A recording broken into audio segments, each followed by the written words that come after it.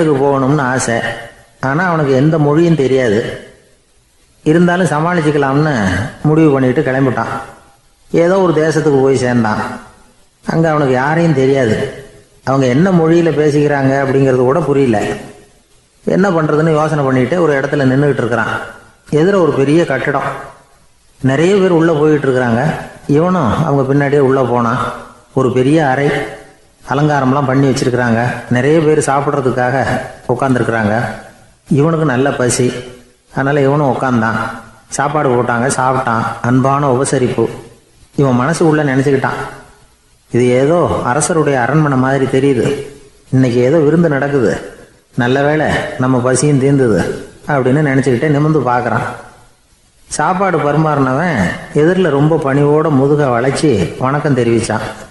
இவனும் எழுந்திரிச்சு நின்று முதுக வளைச்சி வணக்கம் தெரிவித்தான். ரொம்ப நன்றின்னா. அவன் ஒரு சீட்டை இவன் கையில் கொடுத்தான்.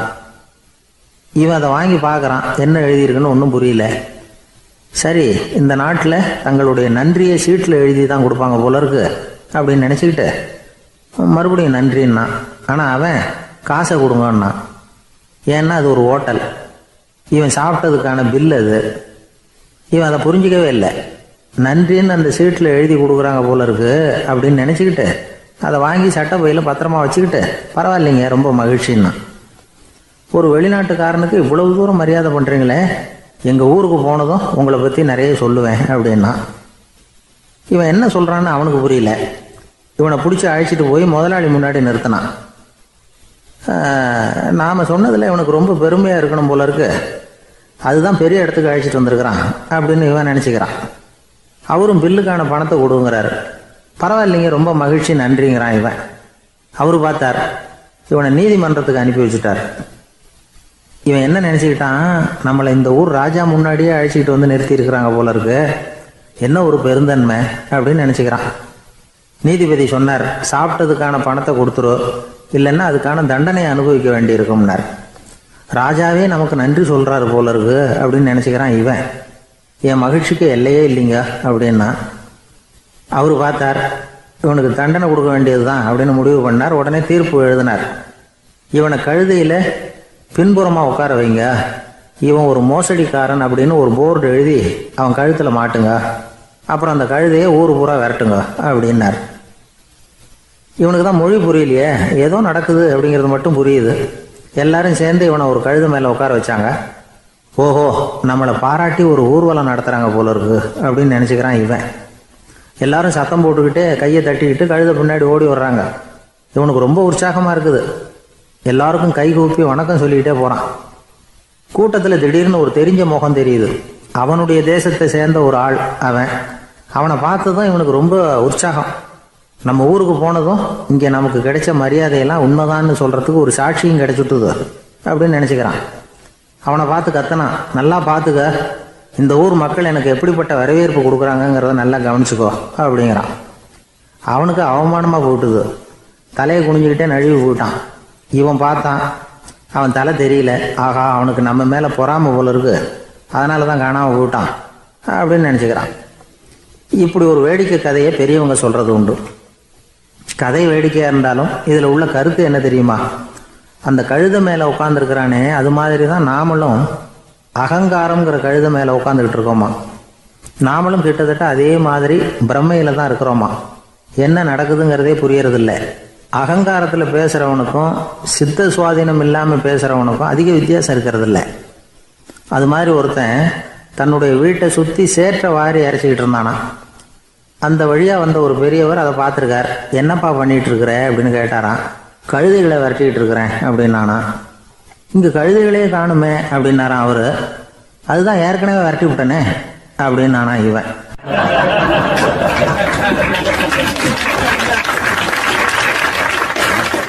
ஒரு ஊரில் 4 நண்பர்கள் இருந்தாங்க. 4 பேரும் சோம்பேறிகள். 4 பேருக்கும் எந்த வேலையும் செய்யறதுக்கு உடம்பு வளையறதில்லை.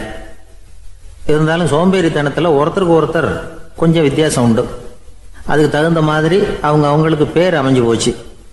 ஒருத்தன் கால் சோம்பேறி, இன்னொருத்தன் அரை சோம்பேறி, அடுத்தவன் முக்கால் சோம்பேறி, கடைசி ஆள் முழு சோம்பேறி. இவங்க 4 பேரும் நண்பர்கள். அப்புறம் எப்படி காரியம் நடக்கும்? 4 பேரும் ஒரு வீதியில் அப்படியே நடந்து போய்கிட்டு இருக்கிறாங்க. நல்ல பசி. எங்கேயாவது சோறு போடுவாங்களா அப்படின்னு பார்த்துக்கிட்டே வந்தாங்க. அவங்க வந்த வழியில் ஒரு ரூபா காசு கிடந்தது தரையில். அவங்க கண்ணில் அது பட்டுது. ஆனாலும் அதை குனிஞ்சு எடுக்கணுமே, அதுக்கு சோம்பேறித்தனம். முழு சோம்பேறி பார்த்தான். பக்கத்தில் வந்துக்கிட்டு இருந்த முக்கால் சோம்பேறிக்கிட்ட சொன்னானா, டேய் அதை கொஞ்சம் குனிஞ்சு எடுறா அப்படின்னானா. அவன் என்ன பண்ணான் தெரியுமா? அதுக்கு அடுத்தபடியாக வந்த அரை சோம்பேறிக்கிட்ட சொன்னானா, டேய் நீ அதை கொஞ்சம் குனிஞ்சு எடுறா அப்படின்னானா. அவன் இவனை விட மோசம். அடுத்தவங்ககிட்ட சொல்லியிருக்கிறான். அவனும் குனியறதுக்கு தயாராக இல்லை. ஆக கூடி கடைசியில் யாருமே காசை எடுக்கலை.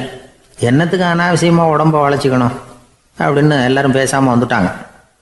அவங்க பாட்டுக்கு நடந்து வந்துக்கிட்டே இருக்கிறாங்க.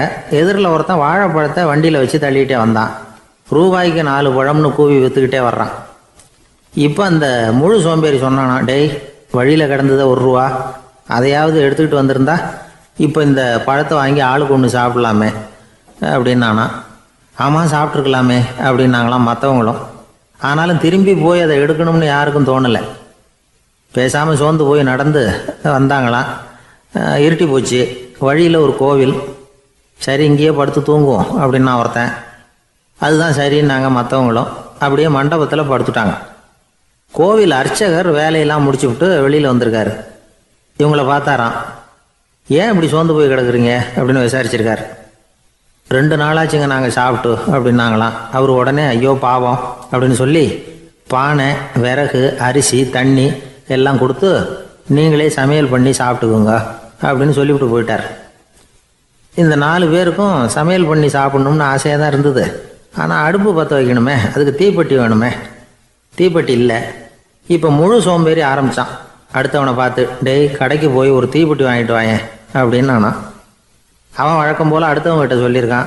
அவன் அதுக்கு அடுத்தவங்ககிட்ட சொல்லியிருக்கிறான். கடைசியாக கால் சோம்பேறிக்கிட்ட வந்து சேர்ந்தது. அவனும் அது நம்மால் முடியாது அப்படின்னு பேசாமல் இருந்துட்டான். இப்போ தீப்பெட்டி வேணுமே, அதுக்கு என்ன பண்ணுறது? அவங்களுக்குள்ளே பேசி ஒரு முடிவுக்கு வந்தாங்களாம்.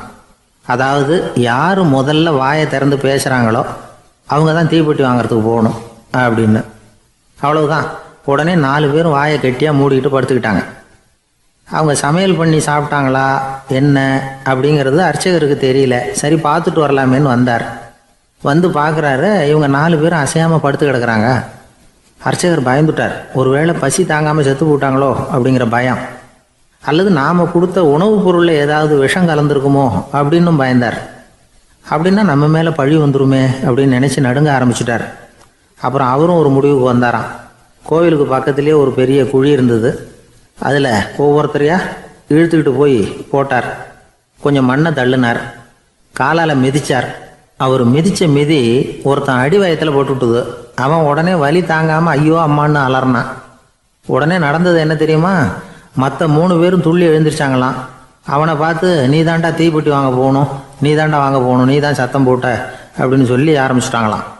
அர்ச்சகர் பார்த்தார். இது பேய் மாதிரி தெரியுதுன்னு நினச்சிக்கிட்டு ஒரே ஓட்டமாக ஓடி போட்டாராம். கிராமப்புறங்களில் இப்படி ஒரு கதையை சொல்கிறது உண்டு. சோம்பல்ங்கிறது நம்ம முன்னேற்றத்துக்கு பெரிய தடை அப்படிங்கிறத நாம் புரிஞ்சுக்கணும். அதுதான் இந்த கதை சொல்கிற நீதி. ஒரு பள்ளிக்கூடத்தில் ஒரு புதுமையான போட்டி நடந்துதான். அதாவது சோம்பேறித்தனத்துக்கு பரிசு. அதில் 2வது பரிசு யாருக்குன்னு அறிவிச்சாங்க. ஒரு பையன் எழுந்திரிச்சு மெதுவாக நடந்து போய் பரிசை வாங்கிட்டான். அடுத்தது முதல் பரிசு யாருக்கு அப்படின்னு அறிவிச்சாங்களாம். அவன் கடைசி வரிசையிலேருந்து கத்துனானா, ஐயா அதையும் அந்த பையன் மூலமாகவே கொடுத்து அனுப்பி வச்சுருங்க, இங்கே வந்தது நான் வாங்கிக்கிறேன் அப்படின்னு நானா.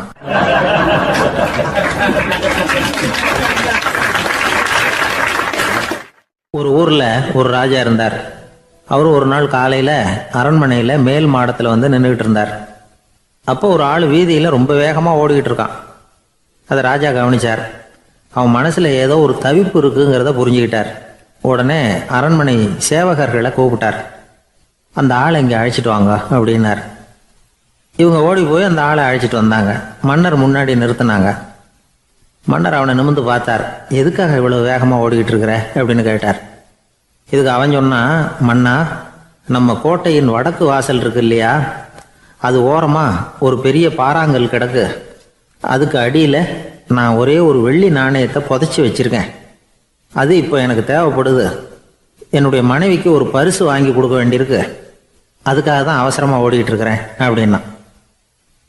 மன்னர் யோசனை பண்ணார். அப்புறம் சொன்னார், அதுக்காகவா இப்படி ஓடுற? பரவாயில்ல, அதை பற்றி கவலைப்படாத. நான் உனக்கு 10 வெள்ளி காசுகள் தர்றேன், வாங்கிட்டு திரும்பி போ அப்படின்னார். இவன் தலையை சொரிஞ்சான்.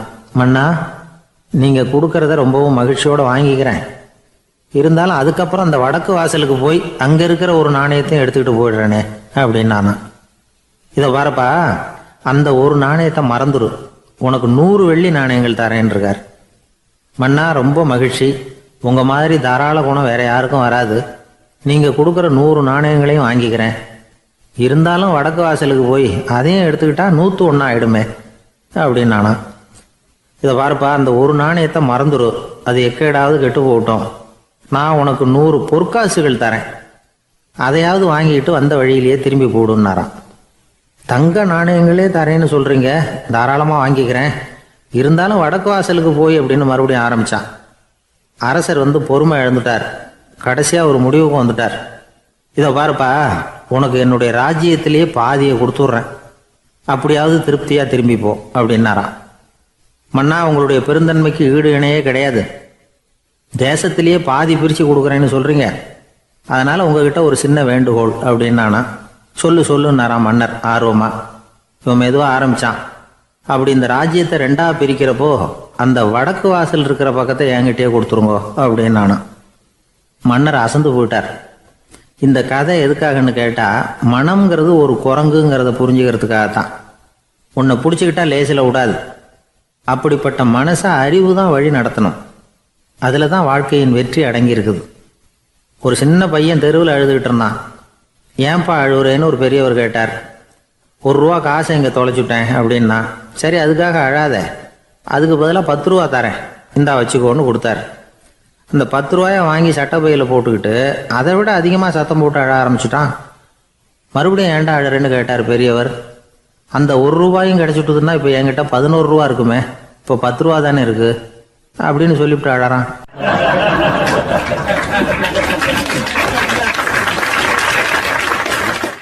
என்னுடைய நண்பர் ஒருத்தர், அவருக்கு ஜாதகத்தில் நம்பிக்கை உண்டு. அவரே ஜோசியம்லாம் பார்ப்பார். என்ன சார், இந்த காலத்தில் இதையெல்லாம் நம்பிக்கிட்டு இருக்கீங்களே அப்படின்னு கேட்டால், உங்களுக்கு ஒன்றும் தெரியாது சார். இந்த உலகத்தில் ஒவ்வொருத்தரும் அவங்கவங்க செய்கிற நல்லது கெட்டதுக்கு தகுந்த பலனை அனுபவிச்சே தீரணும்பார்.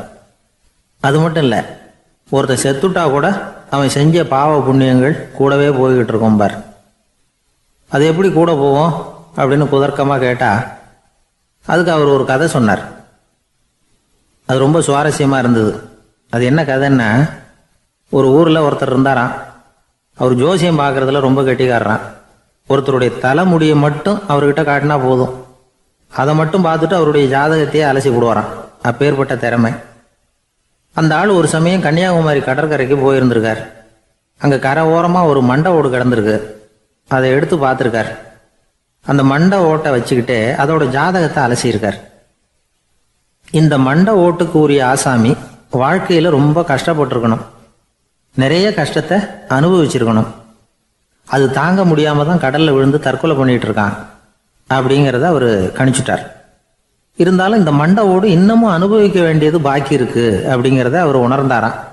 அது சரி, ஒருத்தன் உயிரோடு இருக்கிற வரைக்கும் நல்லது கெட்டதை அனுபவிக்க முடியும், செத்ததுக்கு அப்புறமும் பாக்கி இருக்குன்னா அதை எப்படி அனுபவிக்கிறது?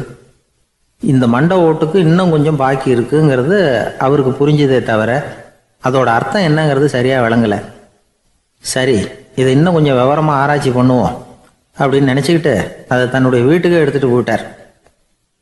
அந்த மண்டை ஓட்டை ஒரு பெட்டியில் வச்சு பூட்டினார். தன்னுடைய தனி அறையில் அதை பத்திரமா வச்சுக்கிட்டார். தினமும் ராத்திரி ஆனதும் தன்னுடைய மனைவியை பார்த்து, நீ போய் பூஜை அறையில் தனியாக படுத்துக்க அப்படின்னு சொல்லிவிட்டு தினம் ராத்திரி 12 மணிக்கு பெட்டியை திறந்து அவர் பார்ப்பார். மண்டை ஓடு அப்படியே இருந்தது தவிர இன்னும் கொஞ்சம் பாக்கி இருக்குங்கிறதுக்கு அர்த்தம் அவருக்கு விளங்கலை. அந்த மண்டை ஓட்டுக்கு இன்னும் என்ன பாக்கி இருக்க போகுது? எப்படியோ ஒரு 10 நாள் போச்சு. அந்த வீட்டம்மாவுக்கு சந்தேகம் வந்துட்டுது. நம்ம வீட்டுக்காரரு நம்மளை தனியாக ஏன் தூங்க சொல்கிறார் அப்படிங்கிற சந்தேகம். உடனே பக்கத்து வீட்டு அம்மா கிட்ட விஷயத்தை சொல்லியிருக்கிறாங்க.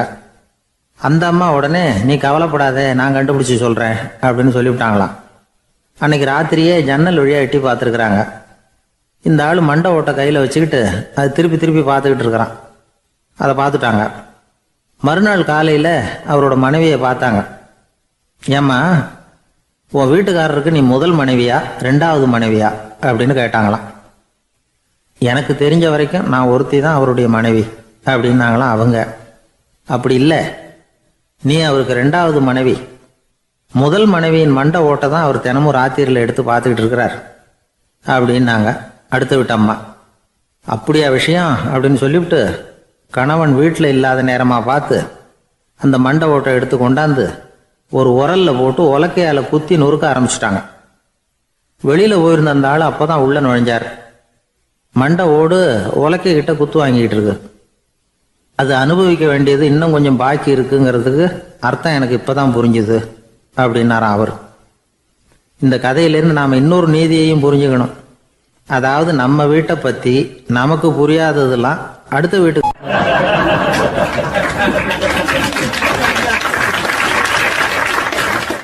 சங்கீத வித்வான்களில் பல வகை உண்டு. சில குறிப்பிட்ட ராகங்களை பாடுறதுல அவங்களுக்கு பெருமை வர்றது உண்டு. ஆனால் ஒருத்தர் இருந்தார், அவரால் ஒரு ராகத்துக்கே பெருமை வந்தது.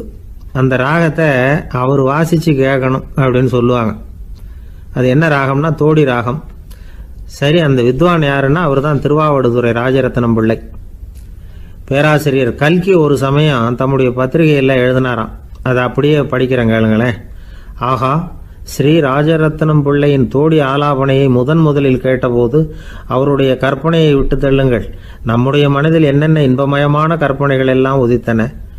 குழந்தை தாயிடம் கொஞ்சம் குரலை கேட்டோம், அன்னை குழந்தையிடம் கொஞ்சம் குரலை கேட்டோம், ரதியும் மன்மதனும் பேசிக்கொண்ட காதல் மொழிகளை கேட்டோம், முருகன் சிவபெருமான் செவிகுளிர மொழிந்த உபதேசத்தை கேட்டோம், கலைமகள் கவிஞனுக்கு அருளிய ஆசி மொழிகளை கேட்டோம், நாரத முனிவருடைய தம்பூரா சுருதியை கேட்டோம், ராவணன் தன் எலும்பை ஒடித்து வீணையாகச் செய்து வாசித்த கானத்தை கேட்டோம், கானப் பறவைகளின் கலகல ஒலியை கேட்டோம், கோலக் குயில்களின் குரல் இனிமையை கேட்டோம்.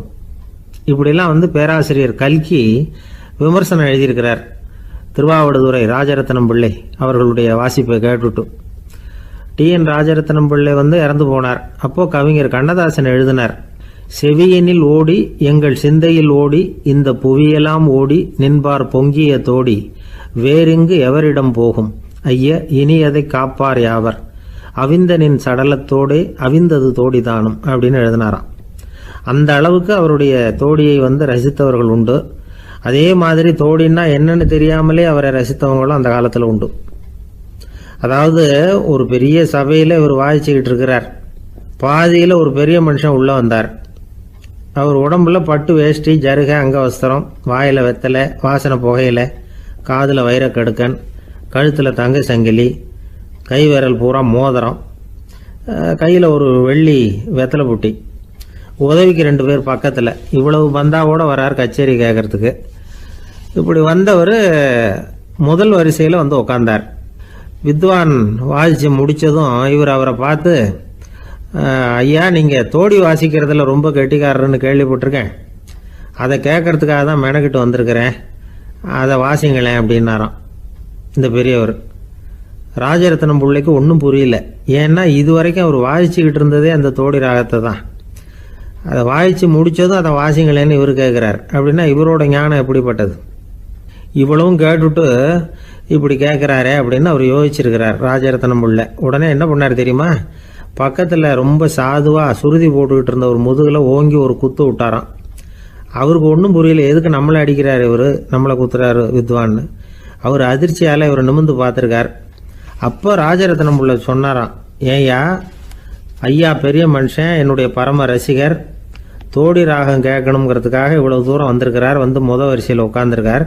நீ இந்த சமயம் பார்த்து தோடி ராகம் வாசிக்கிற நாதஸ்வரத்தை வீட்டில் வச்சுட்டு வந்துட்டியே, இப்போ ஐயாவுக்காக அந்த ராகத்தை நான் எப்படி வாசிக்கிறது அப்படின்னு சொல்லிவிட்டு மறுபடியும் முதுகில் ஒரு அடி கொடுத்தாராம். அடி வாங்கினவருக்கே சிரிப்பு அடக்க முடியலையா.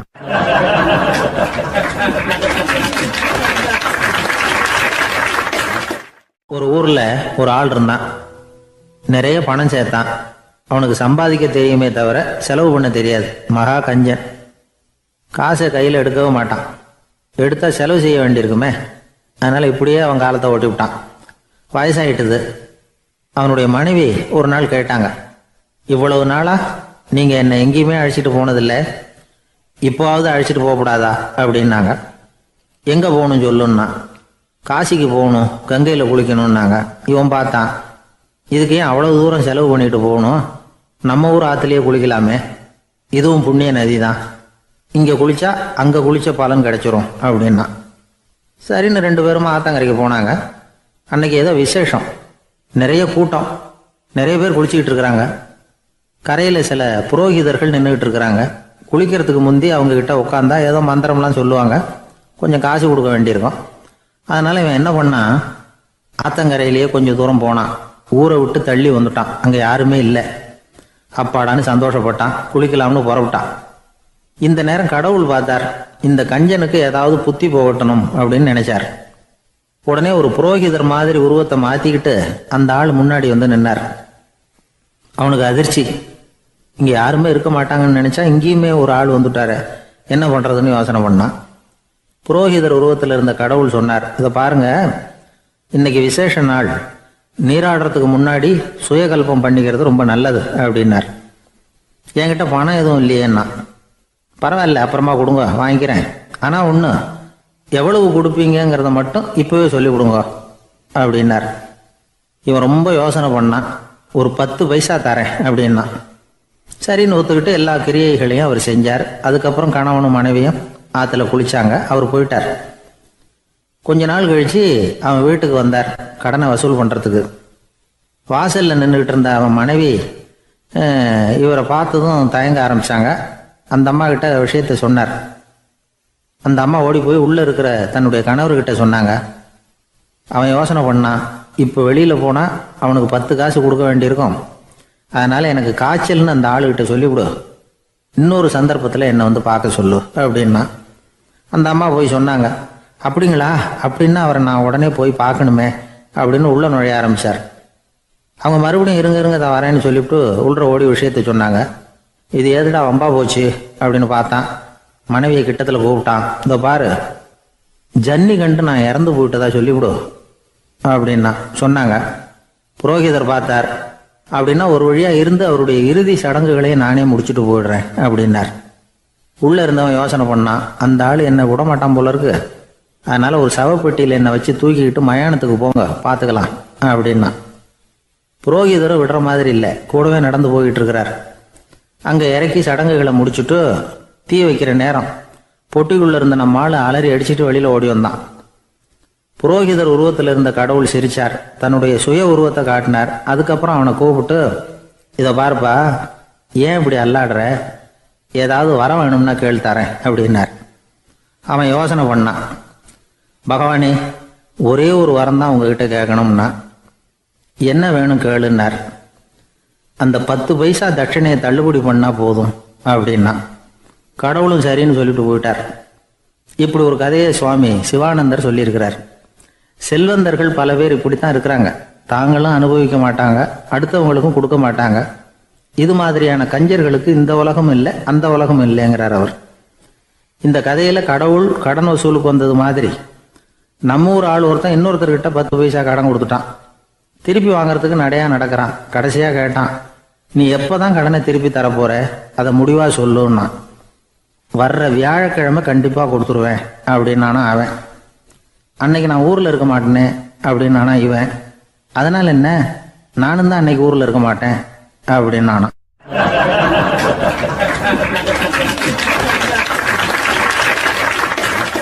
எனக்கு இது மட்டும்தான் சார் தெரியும், இதை தவிர வேறு எதுவும் தெரியாது அப்படின்னு சொல்லிக்கிட்டே காலம் தள்ளுறவங்க ரொம்ப பேர்.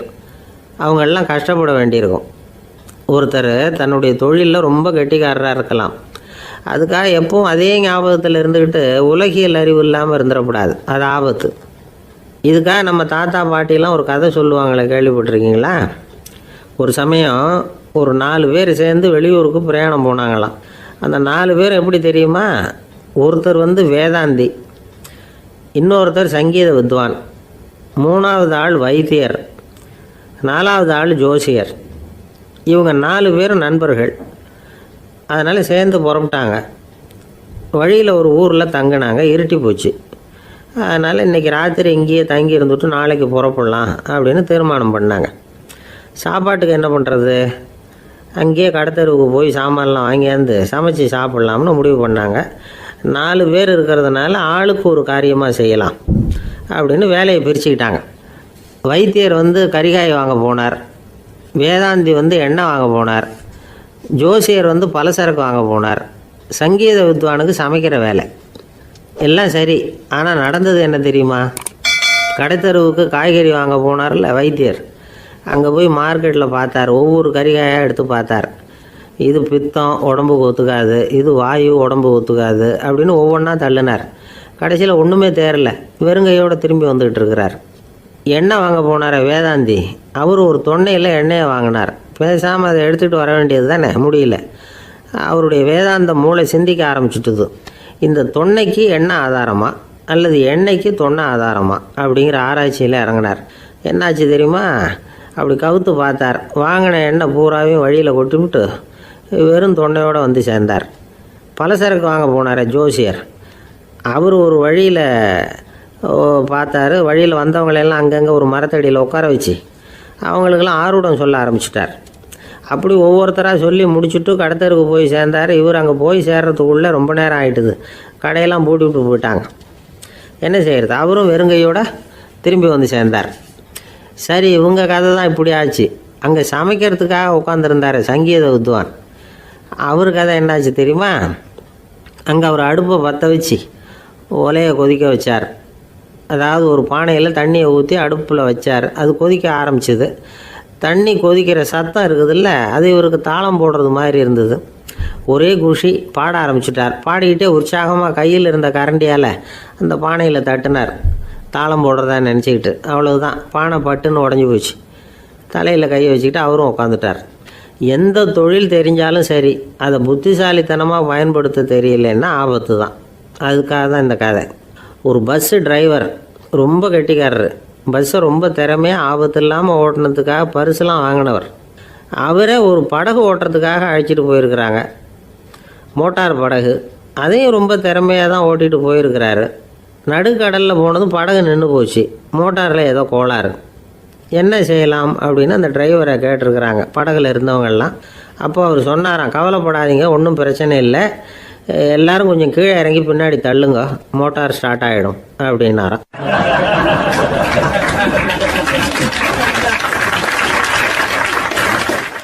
ஒரு ஊரில் ஒரு இளைஞன் இருந்தான். ஒரு நாள் அவன் ஒரு குருவை தேடிட்டு புறப்பட்டான். ஊரை விட்டு வெளியில் போனான். போகிற வழியில் ஒரு காடு. அந்த காட்டில் ஒரு மரத்தடியில் ஒரு பெரியவர் உட்காந்துருக்கிறார். அமைதியாக மௌனமாக அவர் அமர்ந்திருக்கிறார். இந்த பெரியவரை விசாரிக்கலாம், குருவை தேடி கண்டுபிடிக்கிறதுக்கு இவர் ஏதாவது ஒரு வழி சொல்லி கொடுப்பார் அப்படின்னு நினச்சிக்கிட்டு அவர் நெருங்கினான். ஐயா, எனக்கு ஒரு குரு தேவை, எங்கே கிடைப்பார்? அவரை எப்படி அடையாளம் கண்டுபிடிக்கிறது? அதை பற்றி ஏதாவது விவரம் சொன்னீங்கன்னா நான் கண்டுபிடிச்சிக்குவேன் அப்படின்ட்டுருக்கான். பெரியவர் நிமிர்ந்து பார்த்தார். தம்பி, அது ரொம்ப சுலபம். அவர் வயசானவராக இருப்பார், என்னை விட சுமார் 30 வயசு அதிகமாக இருக்கும். அவர் ஒரு மரத்தடியில் தான் உட்காந்துருப்பார் அப்படின்ட்டுருக்கான். சரிங்க பெரியவரே, அது என்ன மாதிரியான மரம், எப்படி இருக்கும் அப்படின்னு கேட்டிருக்கான். பெரியவர் அந்த விவரங்களையும் சொல்லியிருக்கிறாரு. அது மட்டும் இல்லை, சந்திக்கிற நாள், நேரம், வினாடி முதற்கொண்டு எல்லா விவரங்களையும் துல்லியமாக சொன்னாராம். இவ்வளவு விவரங்களை இவரால் எப்படி சொல்ல முடியுது அப்படின்னு இவனுக்கு ஆச்சரியம். இருந்தாலும் அந்த பெரியவர் கடைசியாக ஒரு விவரம் சொன்னார். அது என்ன தெரியுமா? எப்படியும் நீ அவரை சந்திக்கிறதுக்கு ஒரு 30 வருஷம் ஆகும் அப்படின்னு சொல்லிவிட்டாரான். ரொம்ப நன்றிங்க பெரியவரே அப்படின்னு சொல்லிவிட்டு அந்த இளைஞன் புறப்பட்டுருக்கான். இப்போ அவனுக்கு குரு பற்றின விவரம் எல்லாம் கிடைச்சிட்டுது, சந்திக்கிற நேரமும் தெரிஞ்சுட்டுது. ஆனால் 30 வருஷம் அவரை தேடி அலைய வேண்டியிருக்குமே. அவன் தேட ஆரம்பித்தான். காடு மலை எல்லாம் சுற்றி அலைஞ்சான். பல வருஷங்கள் தேடினான், அழுத்து போயிட்டான். கடைசியில் அவனுக்கும் வயசாகிட்டுது. கடைசியில் தன்னுடைய சொந்த ஊருக்கே திரும்பி போய்கிட்டு இருந்தான். அங்கே ஒரு மரத்தடியில் அவன் தேடிக்கிட்டு இருந்த குருநாதர் கிடைச்சார். யார் அவருன்னா, 30 வருஷத்துக்கு முன்னாடி வழி சொல்லி கொடுத்தாருல அதே பெரியவர். அவருக்கு இப்போ 30 வயசு அதிகமாக இருந்தது. அதே மரம். அன்னைக்கு பெரியவர் சொன்ன அடையாளம் இப்போ பொருத்தமாக இருந்தது. இப்போ அந்த பெரியவர் சொன்னார், சரியாக வந்து சேர்ந்துட்டேன், வா, உனக்காக தான் நான் இவ்வளவு காலமும் காத்துக்கிட்டு இருந்தேன் அப்படின்னாரான். என்ன சொல்கிறீங்கன்றிருக்கான்.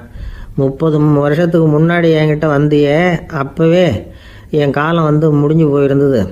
அப்போவே என்ன உனக்கு அடையாளம் தெரியல, அதனால் இவ்வளவு காலம் உனக்காக காத்துட்ருக்கும்படி ஆயிட்டுது அப்படின்னாராம். ஐயா, அப்போவே நீங்கள் சொல்லியிருக்கலாமே, இதுதான் 30 வருஷம் கழித்து நீ சந்திக்க போகிற இடம், நான் தான் உன்னுடைய குரு அப்படின்னு சொல்லியிருக்கலாமே அப்படின்ட்டுருக்கான். அந்த பெரியவர் சிரிச்சுக்கிட்டே அதுக்கு பதில் சொன்னாராம், நான் எவ்வளவோ விவரமாக தான் சொன்னேன், நீ சரியாக புரிஞ்சிக்கல. காரணம், அப்போ நீ போதுமான அளவுக்கு பக்குவம் பெற்றிருக்கவில்லை. அதனால் புரியும் சக்தி இல்லாமல் போயிட்டுதப்போ 30 ஆண்டு காலம் நீ அலைஞ்சி தெரிஞ்சிருக்கிற. அது காரணமாக இப்போ உனக்கு அந்த பக்குவம் வந்துட்டுது. அதனால தான் அடையாளம் காண முடிஞ்சது, நானே உன்னுடைய குரு அப்படின்னாராம். இதுலேருந்து என்ன தெரியுதுன்னா, ஆன்மீகத்தில் மாணவனாக சேர்றதுக்கு கூட ஒரு பக்குவத்தன்மை தேவைப்படுது. ஒரு பெரிய ஞானி, அவர்கிட்ட சீடனாக இருக்க ஒருத்தன் வந்தான், எதிரில் நின்னான். ஞானி அவனை வெகு நேரம் உற்று பார்த்தார். அப்புறம் சொன்னார், சீடனாக இருக்கிறது ரொம்ப சிரமம்னார். நான் தயாராக இருக்கிறேன்னா. அது இன்னமும் சிரமமாச்சே, இங்கே குருவாக இருக்கிறது மட்டுமே சுலபம் அப்படின்னாராம். அப்படின்னா நான் குருவாகவே ஆயிடுறேன் அப்படின்னானா. இது போலவே இந்த காலத்தில் கதை ஒன்று உண்டு. ஒரு பள்ளிக்கூடத்தில் வகுப்பு ஆசிரியர் மாணவனை திட்டிக்கிட்டு இருந்தார். டேய், நீ 100க்கு 10 மார்க்கு தான் வாங்கிக்கிட்டு இருக்க. இவ்வளவு மோசமாக நீ படித்தா கடைசியில் மாடு மேய்க்கிறது கூட லாய்க்கு இல்லாதவனா ஆகிடுவேன். அதுக்கப்புறம் என்ன செய்ய போகிறேன் அப்படின்னாராம். பையன் தலையை சொரிஞ்சிக்கிட்டே சொன்னானா, சார் அப்படின்னா ஒன்று செய்கிறேன் அப்படின்னானா. இவர் கேட்டிருக்கார், என்ன செய்ய போகிறேன்னு. வேற என்ன சார், உங்களை மாதிரி ஒரு ஆசிரியர் ஆகிடுறேன் அப்படின்னானா.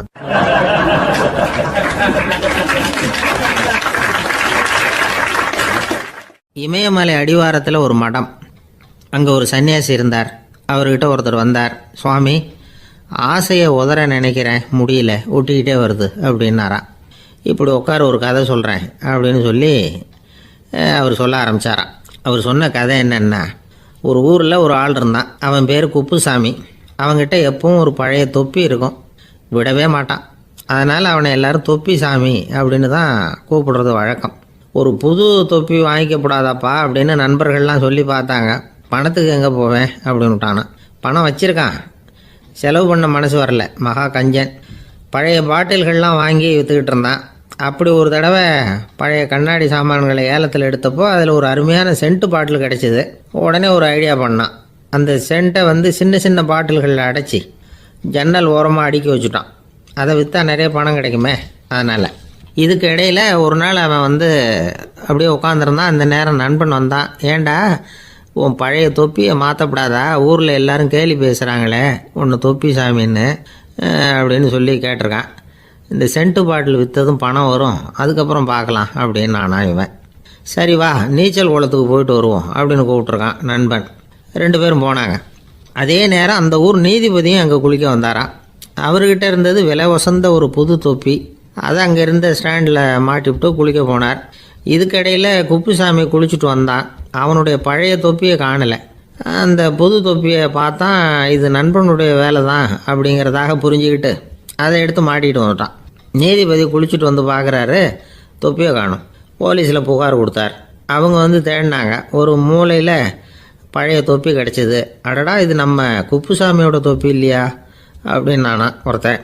உடனே அவன் வீட்டுக்கு தேடிட்டு போயிருக்காங்க. அங்கே போய் பார்த்தா புது தொப்பி அங்கே இருக்குது.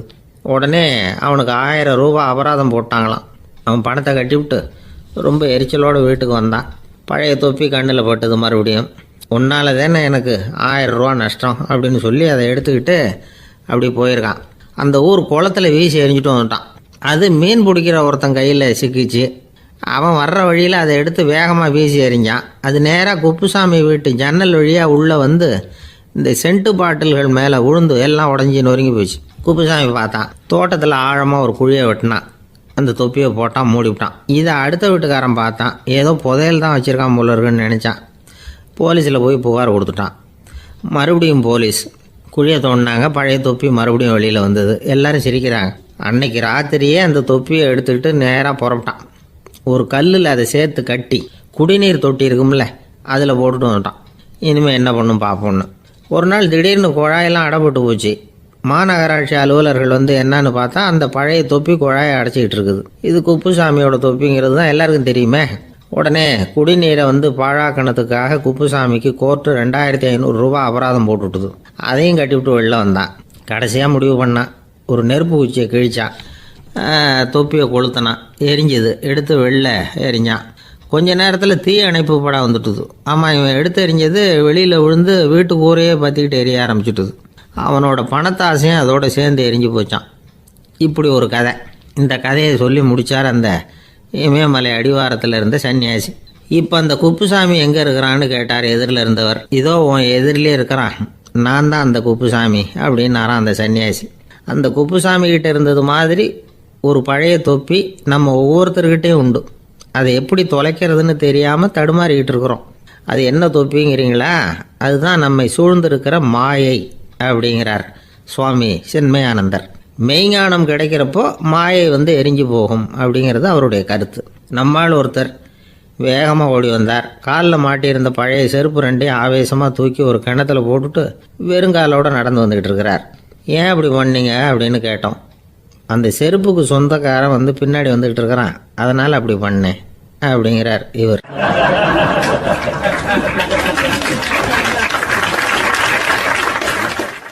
காசியில் இருக்கிற கடவுள் காசி விஸ்வநாதர், அங்கே இருக்கிற தேவி காசி விசாலாட்சி.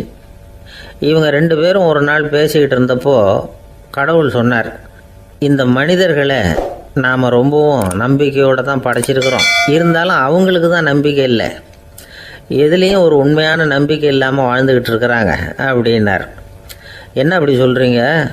அதோ பாருங்கள், எவ்வளவு பேர் காசியை தேடிட்டு கங்கையில் குளிச்சுக்கிட்டு இருக்கிறாங்க, அவங்களெலாம் நம்பிக்கை இல்லைன்னா இவ்வளவு தூரம் தேடிட்டு இங்கே குளிப்பாங்களா அப்படின்னு நாங்கள் தேவி. சரி, அதை சோதித்து பார்க்கலாம் அப்படின்னு ரெண்டு பேரும் முடிவு பண்ணிக்கிட்டாங்க. உடனே ஒரு திட்டம் போட்டாங்க. அது எப்படின்னா, நாம் ரெண்டு பேருமே பக்தர்கள் மாதிரி உருவத்தை மாற்றிக்கிட்டு கங்கை கரைக்கு போக வேண்டியது. நான் கங்கையில் இறங்கி குளிக்கிறேன், கொஞ்ச நேரத்தில் சுழலில் மாட்டிக்கிட்டது மாதிரி நடிக்கிறேன். நீ உடனே கரையிலிருந்து சத்தம் போடும், என்னோடய வீட்டுக்காரரை யாராவது காப்பாற்றுங்களேன்னு சத்தம் போடும். அதோடு இன்னொன்று சொல்லு, யாராவது ஒரு புண்ணிய ஆத்மா அவர்கிட்ட போய் அவருடைய முடியை பிடிச்சி இழுக்கணும். அப்படி ஒரு சாபம் இருக்குது எங்களுக்கு. புண்ணிய ஆத்மா, அதாவது எந்த பாவமும் செய்யாத இல்லாத ஒருத்தர் தான் அவரை காப்பாற்ற முடியும். அப்படிப்பட்டவங்க யாராவது வெள்ளத்தில் குதித்து என்னுடைய கணவரை காப்பாற்றுங்கோ அப்படின்னு நீ சத்தம் போடு, கூச்சல் போடு, என்ன நடக்குதுன்னு பார்க்கலாம் அப்படின்னார் கடவுள். சரின்னு சொல்லி ரெண்டு பேருமா சாதாரண பக்தர்கள் மாதிரி கங்கை கரைக்கு சேர்ந்தாங்க. அவர் இறங்கி குளித்தார். திட்டம் போட்டது மாதிரியே சுழலில் மாட்டிக்கிட்டது மாதிரி கத்துனார். கரையில் இருந்த அந்த அம்மா, ஐயோ என் கணவரை காப்பாற்றுங்களேன், யாராவது காப்பாற்றுங்களேன்னு கத்துனாங்க. பல பேர் ஓடி வந்தாங்க. உடனே இவங்க, பாவம் இல்லாத புண்ணிய ஆத்மா ஒருத்தரால் தான் என்னுடைய கணவர் காப்பாற்றப்படணுங்கிறது விதி, அப்படி ஒரு சாபம் இருக்குது, அதனால் புண்ணிய ஆத்மா யாராவது அவர்கிட்ட போய் அவர் முடியை பிடிச்சி தூக்குனா அவரை காப்பாற்றி விடலாம் அப்படின்னாங்க. இவங்க இப்படி சொன்னதும் எல்லாரும் திகைச்சு போய் நின்றுட்டாங்க. ஒவ்வொருத்தருக்கும் அவங்க செஞ்ச பாவம்லாம் ஒவ்வொன்றா ஞாபகத்துக்கு வர ஆரம்பிச்சுட்டுது. சரி, இதுக்கு நாம் லாயக்கு இல்லை அப்படின்னு சொல்லி ஒதுங்கி போக ஆரம்பிச்சிட்டாங்க எல்லாம். இந்த சமயத்தில் யாரோ ஒருத்தர் வேகமாக ஓடி வந்தார், ஆற்றுல குதித்தார். அவர்கிட்ட போனார், முடியை பிடிச்சார், தூக்குனார், அவரை காப்பாற்றி கரைக்கு கொண்டுட்டு வந்துட்டார். அப்படி காப்பாற்றின அந்த ஆளை இவங்க ரெண்டு பேரும் தனியாக கூப்பிட்டுக்கிட்டு ஒரு மண்டபத்துக்கு வந்துட்டாங்க. விசாரிக்கிறாங்க, நீ யாரப்பா அப்படின்னு கேட்குறாங்க. ஏதும் தெரியாத மாதிரி, நான் இந்த ஊர் அன்ன சத்திரத்தில் வேலை செய்கிற ஒரு சமையல்காரன் அப்படிங்கிறார். நீ கங்கையில் குளிக்கிறது உண்டான்னு கேட்டிருக்காங்க. நான் இந்த ஊர்லேயே தான் இருக்கிறேன், இருந்தாலும் தினமும் கங்கையில் குளிக்கிறதில்ல, எப்பாவது ஒரு நாள் அங்கே குளிப்பேன் அப்படின்னார். கங்கையில் மூழ்கி எழுந்திரிச்சா பாவமெல்லாம் தொலையும்னு சொல்கிறாங்க. அப்படி இருக்கிறப்போ அங்கே இன்றைக்கி கங்கையில் குளிச்சுக்கிட்டு இருக்கிறவங்கெல்லாம் தங்களை புண்ணிய ஆத்மாவா நினைக்கல. கங்கையில் குளிக்காத நீ உன்னை புண்ணிய ஆத்மாவா நினச்சி என்னை காப்பாற்ற வந்திருக்கிற, அது எப்படி அப்படின்னு கேட்டார். அதுக்கு அந்த ஆள் சொல்கிறான், கங்கையில் குதித்ததுக்கு அப்புறம் தானே உங்களை காப்பாற்ற போகிறோம், அப்படி குதிக்கும் பொழுது என்னுடைய பாவமெல்லாம் போயிருக்கும்ல, நான் புண்ணிய ஆத்மாவாக ஆயிருப்பேனே, அதனால தான் துணிஞ்சு உங்களை காப்பாற்றினேன் அப்படின்னா. கடவுளும் தேவியும் அவனுக்கு காட்சி கொடுத்தாங்களாம். இப்படி ஒரு கதை உண்டு. அதாவது கங்கையில் குளிச்சுக்கிட்டு இருக்கிறவங்களுக்கே தங்களுடைய பாவம் போகுங்கிற நம்பிக்கை பரிபூர்ணமாக இல்லை, குளிக்காத ஒருத்தனுக்கு அந்த நம்பிக்கை இருந்தது. அதனால் அவனால் கடவுளை பார்க்க முடிஞ்சது. கடவுளை நாமளும் பார்க்க முடியுமா முடியாதா அப்படிங்கிற குழப்பம்லாம் நமக்கு வேண்டியதில்லை. நம்பிக்கையோடு வாழணுங்கிற உண்மையை மட்டும் இந்த கதையிலேருந்து புரிஞ்சுக்கிட்டா போதும். ஏன்னா இந்த கதையை கேட்டுட்டு ஒரு நண்பன் குதர்க்கமாக ஒரு கேள்வி கேட்டான். ஏன் சார், கங்கையில் குளித்தா பாவம் போயிடும்னு சொல்கிறீங்களே, நான் எனக்கு வேண்டாத ஒருத்தனை அழைச்சிட்டு போய் கங்கையிலேயே தள்ளி விட்டுட்டு அதுக்கப்புறம் அங்கேயே முழுக்க போட்டுட்டு நான் செஞ்ச பாவத்தை அதுலேயே கழுவி விட்டுட்டு மறுபடியும் உங்ககிட்ட வந்துடுறேன்னு வச்சுக்கோங்க, நீங்கள் என்னை புண்ணிய ஆத்மான்னு ஏற்றுக்குவீங்களா அப்படிங்கிறான். ஆள் கொஞ்சம் ஆசைந்தான், நம்மளே அங்கே அழைச்சிட்டு போனாலும் போயிடுவான்.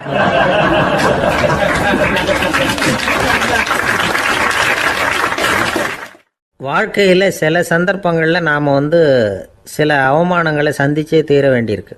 என்ன பண்ணுறது, காலம் அப்படி. அவமானப்படுறவங்க உடனே அடங்கி போய்டுறது தான் உலக வழக்கம். அவமானப்பட்டால் உடனே சீறி எழறவங்களும் உண்டு. ஆனால் அதையே ஒரு சவாலாக எடுத்துக்கிட்டு முன்னுக்கு வர்றவங்களும் சில பேர் இருக்கிறாங்க. அவங்க ரொம்ப அபூர்வம். இன்றைக்கி மனோதத்துவ நிபுணர்கள்லாம் என்ன சொல்கிறாங்க தெரியுமா? அவமானப்பட்டுட்டா உடனே அடங்கி போயிடக்கூடாதான். அதையே ஒரு சவாலாக எடுத்துக்கிட்டு மனசில் ஒரு வைராக்கியத்தோடு முயற்சி பண்ணினா வாழ்க்கையில் எல்லாரும் முன்னேறலாமா. அவமானங்கிறத நாம் வைராக்கியமாக மாற்றிக்கணும். அதுதான் வெற்றிக்கு வழி. ராமர் இந்த பூமியில் பிறந்ததே ஒரு வைராக்கியத்தினால தான் சார் அப்படின்னார் ஒருத்தர். எப்படிங்க அது அப்படின்னு கேட்டேன். அவர் சொன்னார், தசரதருக்கு ராமர் குழந்தையாக பிறக்கணும், அப்போ தான் இங்கே இருக்கிற கஷ்டங்கள்லாம் நீங்கும் அப்படின்னு சர்வ லோகமும் எதிர்பார்த்துக்கிட்டு இருக்குது. ஆனால் அவர் எப்போ பிறப்பார் அப்படின்னு யாருக்கும் தெரியல. அந்த காரியம் சீக்கிரம் நடக்கணுமே, அதுக்கு என்ன பண்ணுறது? நாரதர் வந்தார் ஒரு நாள் தசரதரை தேடி. தசரதா, உனக்கு ஒரு செய்தி தெரியுமான்னு ஆரம்பித்தார். அவர் எப்பவும் இப்படித்தானே ஆரம்பிக்கிறது வழக்கம். என்ன விஷயம்னு கேட்டார் தசரதர். தசரதா, நீ அடிக்கடி உன்னோட தேரில் ஏறிக்கிட்டு தேவலோகத்துக்கு போகிற, அங்கே போகிற வர்ற எல்லாம் பண்ணிகிட்ருக்க, எல்லாம் சரி. தேவலோகத்துலேயும் உன்னை நல்லபடியாக தான் வரவேற்கிறாங்க. தேவேந்திரன் உன்னை பிரியமாக அழைச்சிட்டு போய் தன்னுடைய அரியாசனத்திலேயே தனக்கு பக்கத்திலேயே உட்கார வைக்கிறான். நீயும் சந்தோஷமாக உட்காந்து பேசிவிட்டு வந்துடுற. ஆனால் நீ இங்கே வந்ததுக்கு அப்புறம் அங்கே என்ன நடக்குது தெரியுமா உனக்கு அப்படின்னாரான் நாரதர். என்ன நடக்குது எனக்கு ஒன்றும் தெரியலையே அப்படின்னாரான் தசரதர். நாரதர்கிட்ட கிட்டத்தில் கேட்டிருக்கார், கொஞ்சம் சொல்லுங்கள் என்னது அப்படின்னு. அவர் நெருங்கி வந்தாரான் நாரதரும். மெதுவாக அவர் காதோட காதாக சொன்னாராம். அதாவது நம்ம பாஷையில் சொல்லப்போனால் பற்ற வைக்கிறார். நீ அங்கே தேவேந்திரங்கிட்ட உட்காந்து பேசிவிட்டு வந்த பிறகு நீ அங்கே உட்காந்துருந்த அரியாசனத்தை தண்ணி ஊற்றி கழுவி சுத்தப்படுத்துகிறாங்க. நீ என்ன அந்த அளவுக்கு சுத்தம் இல்லாத ஆளா, தினம் குளிக்காமையாக இருக்கிற அப்படின்னாராம். தசரதருக்கு இது ரொம்ப அவமானமாக போயிட்டுது. அப்படியே செய்கிறாங்க அப்படின்னாராம். ஆமாம், நீ வேணும்னா நான் சொல்கிறது உண்மையா இல்லையா அப்படின்னு சோதனை பண்ணி பார்த்துக்கோ அப்படின்னாரான் நாரதர். உடனே தசரதர் இதுக்காகவே புறப்பட்டு தேவலோகம் போனார். அங்கே வழக்கம் போலவே இவரை கூப்பிட்டு உட்கார வச்சு பேசிக்கிட்டு இருந்தான் தேவேந்திரன். கொஞ்ச நேரம் பேசிக்கிட்டு இருந்துட்டு சரி நான் கிளம்புறேன்னு புறப்பட்டார். சரி, அவனும் வாசல் வரைக்கும் வழி அனுப்பி வச்சுட்டு உள்ளே போயிட்டான். தசரதர் வெளியில் கொஞ்ச நேரம் மறைஞ்சி இருந்துட்டு மெதுவாக உள்ளே எட்டி பார்த்தார் என்ன நடக்குதுன்னு. நாரதர் சொன்னது உண்மைதான். தசரதர் உட்காந்துருந்த ஆசனத்தை அங்கே 2 தேவர்கள் கழுவி சுத்தப்படுத்திக்கிட்டு இருக்கிறாங்க. தசரதரால் இதை தாங்கிக்க முடியல. அவருக்கு ரொம்ப அவமானமாக போச்சு. நேராக கிடுகிடுன்னு தேவேந்திரங்கிட்டே போனார். நான் உட்காந்துருந்த இருக்கையே சுத்தம் பண்ணுறியே, நான் என்ன அந்த அளவுக்கு பாவியா அப்படின்னு கேட்டார். ரொம்ப கோபமாக கேட்டார். தசரதரே, மனுஷனுக்கு 3 கடன்கள் உண்டு. தேவ கடன், ரிஷி கடன், பித்ரு கடன். இதை தீர்க்காதவன் பாவியாகிறான். இதில் மகனை பெறுவதால் தான் பித்ரு கடன் தீரும். உனக்கு மகன் கிடையாது, அதனால் நீ பாவி ஆகிற. பாவி உட்காந்துருந்த இடம்ங்கிறதுனால அதை சுத்தம் செய்ய வேண்டியது எங்கள் கடமை அப்படின்னு நானான் தேவேந்திரன். இந்த இடத்துல தசரதருக்கு ஏற்பட்ட அவமானம் ஒரு வைராக்கியமாக மாறிச்சு. தேவேந்திரனே கேட்டுக்கோ, ஒரு மகனை பெற்ற பிறகு தான் இந்த சபையில் மறுபடியும் அடி எடுத்து வைப்பேன் அப்படின்னு சொல்லிவிட்டு போயிட்டாரான். போய் புத்திர காமேஷ் யாகம் பண்ணார். புத்திரர்கள் பிறந்தார்கள். இந்த கதையில் உள்ள கருத்து என்னென்னா, தேவேந்திரன் தசரதரை அப்படி அவமானப்படுத்தலைன்னா அவருக்கு இப்படி ஒரு வைராக்கியம் பிறந்திருக்குமா யோசிச்சு பார்க்கணும். நமக்கு ஏற்படுகிற சில அவமானங்களையும் வைராக்கியமாக மாற்றிக்குவோம். அப்படி மாற்றிக்கிட்டோம்னா வாழ்க்கையில் முன்னேறலாம். நம்ம ஆளுங்க சில பேர் அவமானத்தை வைராக்கியமாக மாற்றிக்கிறது எப்படி தெரியுமா? நம்மக்கிட்ட ஒரு பையன் சொன்னான், எங்கள் அப்பா என்னை எல்லாருக்கும் முன்னாடி வச்சு திட்டிவிட்டார், பொறுப்பு இல்லாமல் ஊர் சுற்றுறேன்னு சொல்லி அவமானப்படுத்தி விட்டார். இனிமேல் நீ என் முகத்திலேயே முழிக்காதரா போடான்னு வேற சொல்லிவிட்டார். எனக்கு ரோஷம் வந்துட்டுது. அந்த அவமானத்தை வைராக்கியமாக மாற்றிக்கிட்டேன். அன்னையிலேருந்து அவர் முகத்திலேயே முழிக்கிறது இல்லை அப்படின்னா. அப்படியான்னு கேட்டோம். ஆமாங்க, அவர் வீட்டில் இல்லாத நேரமாக பார்த்து உள்ள சமையல் கட்டுக்கு போய் சாப்பிட்டுட்டு நைஸாக வெளியில் வந்துடுவேன் அப்படிங்கிறான் அவன்.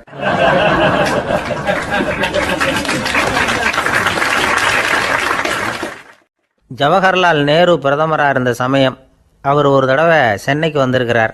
இங்கே சில முக்கிய நிகழ்ச்சிகளில் கலந்துக்கிறதுக்காக வந்திருந்தார்.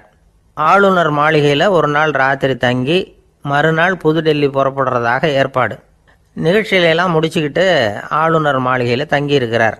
அன்றைக்கு இரவு படிக்கிறதுக்கு ஒரு முக்கியமான புத்தகம் அவருக்கு தேவைப்பட்டது. அந்த சமயத்தில் உலக அளவில் ஒரு முக்கியமான பொருளாதாரம் சம்பந்தமான ஒரு புத்தகம் வெளியாகி இருக்கிற விஷயம் அவருக்கு தெரியும். அந்த புத்தகம் மெட்ராஸுக்கு வந்திருக்குமா, அது இங்கே கிடைக்குமா அப்படின்னு விசாரிச்சிருக்கிறார் நேருஜி. அவர் இப்படி கேட்ட உடனே அங்கே இருந்தவங்கெல்லாம் ரொம்ப பரபரப்பாக செயல்பட ஆரம்பிச்சுட்டாங்க. முக்கியமான இடங்கள்ல எல்லாம் விசாரிச்சிருக்கிறாங்க அந்த புத்தகம் உங்ககிட்ட இருக்கான்னு. சென்னையில் உள்ள கன்னிமாரா நூல் நிலையத்துக்கு எப்படியும் அந்த புத்தகம் வந்திருக்கணும் அப்படின்னு ஒரு நம்பிக்கை. அங்கே விசாரித்தாங்க. அந்த புத்தகம் 2 நாளைக்கு முன்னாடி தான் அங்கே வந்திருக்குது அப்படிங்கிற விஷயம் தெரிஞ்சுது. உடனே எல்லாரும் அங்கே ஓடினாங்க. அவங்களுக்கு இன்னொரு சந்தேகம். புத்தகம் வந்திருக்கு சரி, அது இந்த சமயத்தில் வேறு யாரும் படிக்கிறதுக்கு எடுத்துகிட்டு போயிருக்கக்கூடாதே அப்படிங்கிற சந்தேகம் இருந்தாலும் மனசுக்குள்ளே ஒரு தைரியம். இப்படி ஒரு புத்தகம் வெளிவந்திருக்கிற விஷயமே நேருஜி சொல்லி தான் நமக்கே தெரியும். அதுவும் இல்லாமல் உலக பொருளாதாரம் சம்பந்தமான ஏதோ ஒரு புத்தகம் அது. அதை போய் இந்த நேரத்தில் அவ்வளவு ஆர்வமாக யார் எடுத்துகிட்டு போயிட போகிறாங்க அப்படிங்கிற தைரியம். இந்த தைரியத்தோடு அந்த நூல் நிலையத்துக்கு ஓடினாங்க. புத்தகத்தை தேடினா அது கிடைக்கல. யாரோ எடுத்துகிட்டு போயிருக்கிறாங்க. நேருவுக்கு மட்டுமே தெரிஞ்சிருந்த அந்த புத்தகம் பற்றின விஷயம் சென்னையில் வேற ஒருத்தருக்கும் தெரிஞ்சிருக்குது. உடனே எல்லாரும் பரபரப்பாக அதுக்குன்னு இருக்கிற ரிஜிஸ்டர் இருக்குல்ல, பதிவேடு, அதை புரட்டி பார்க்குறாங்க யார் எடுத்துகிட்டு போகிறாங்கன்னு தெரிஞ்சுக்கிறதுக்காக. எடுத்துகிட்டு போனவங்க அதில் கையெழுத்து போட்டிருப்பாங்கல்ல, அதை பார்த்து யாருன்னு தெரிஞ்சுக்கலாம் அப்படிங்கிறதுக்காக தான் அதை புரட்டுறாங்க. அதோ அந்த புத்தகத்தோட பேர் பக்கத்தில் அதை எடுத்துக்கிட்டு போனவங்க கையெழுத்து உத்து பார்க்குறாங்க எல்லாரும். அதில் போட்டிருக்குது பேர் CN அண்ணாதுரை அப்படின்னு எழுதியிருந்தது. அவர் தான் பேரறிஞர் அண்ணா. நேரு படிக்க விரும்பின ஒரு புத்தகத்தை அதே நேரம் படிக்க விரும்பின இன்னொரு தலைவர் இவர். படிக்கிறதுல அவருக்கு இருந்த ஆர்வத்தை நாம் தெரிஞ்சுக்கணும்னா அதுக்கு எவ்வளவோ சம்பவங்கள் இருக்குது. கடைசி காலத்தில் அவர் அடையாறு மருத்துவமனையில் படுத்திருக்கிறார். அவருக்கு ஒரு முக்கியமான அறுவை சிகிச்சை செய்ய வேண்டியிருக்குது அவசரமாக. அமெரிக்காவிலேருந்து டாக்டர் மில்லர் வந்திருக்கிறார். அவர்கிட்ட கேட்குறார், டாக்டர் நாளைக்கே அறுவை சிகிச்சை செய்ய போகிறீங்களா அப்படின்னு. ஆமாங்கிறார் டாக்டர் மில்லர். நாளைக்கு மறுநாள் செஞ்சுக்கிறேனே அப்படின்னாரான் அண்ணா. ஏன் ஏதாவது நாள் பார்க்குறீங்களான்னு கேட்டிருக்கார். இல்லை, ஒரு புத்தகத்தை படிச்சுக்கிட்டு இருக்கிறேன், அதை நாளைக்குள்ளே முடிச்சிருவேன், அதுக்கப்புறம் நான் இறந்தாலும் கவலை இல்லை அப்படின்னாரான் இவர். அவர் தான் அறிஞர் அண்ணா. சங்ககால நூல்கள்லேருந்து சமீபத்தில் வந்த நூல்கள் வரைக்கும் எல்லாம் அவர் படிச்சிருக்கிறார். ஒரு திருமண விழாவில் அவர் பேசும்பொழுது சொன்ன விஷயம் இது. சங்க காலத்தில் காதலியை மணக்க விரும்புகிறவனுக்கு அவனுடைய தந்தை வீர சோதனைகள்லாம் வைப்பார். போய் புலிப்பல் கொண்டுக்கிட்டு வா, அப்போ தான் என் பொண்ணை கொடுப்பேன் அப்படின்னு சொல்லுவார். காதலன் உடனே காட்டுக்கு போவான், ஒரு புலியை கொன்று அதனுடைய பல்லை கொண்டுக்கிட்டு வருவான். அதை வீர பதக்கத்தில் பதிச்சு அவனுக்கு மாமனார் சூட்டுவார் கல்யாண சமயத்தில். இப்போலாம் காதலன் கிட்ட அப்படி சொல்ல முடியாது. இப்போலாம் காதலன் கிட்ட காட்டுக்கு போய் புலிப்பல் கொண்டுக்கிட்டு வான்னு யாராவது சொன்னால் புலி தான் மாப்பிள்ளையாக வந்து சேரும் அப்படின்னார்.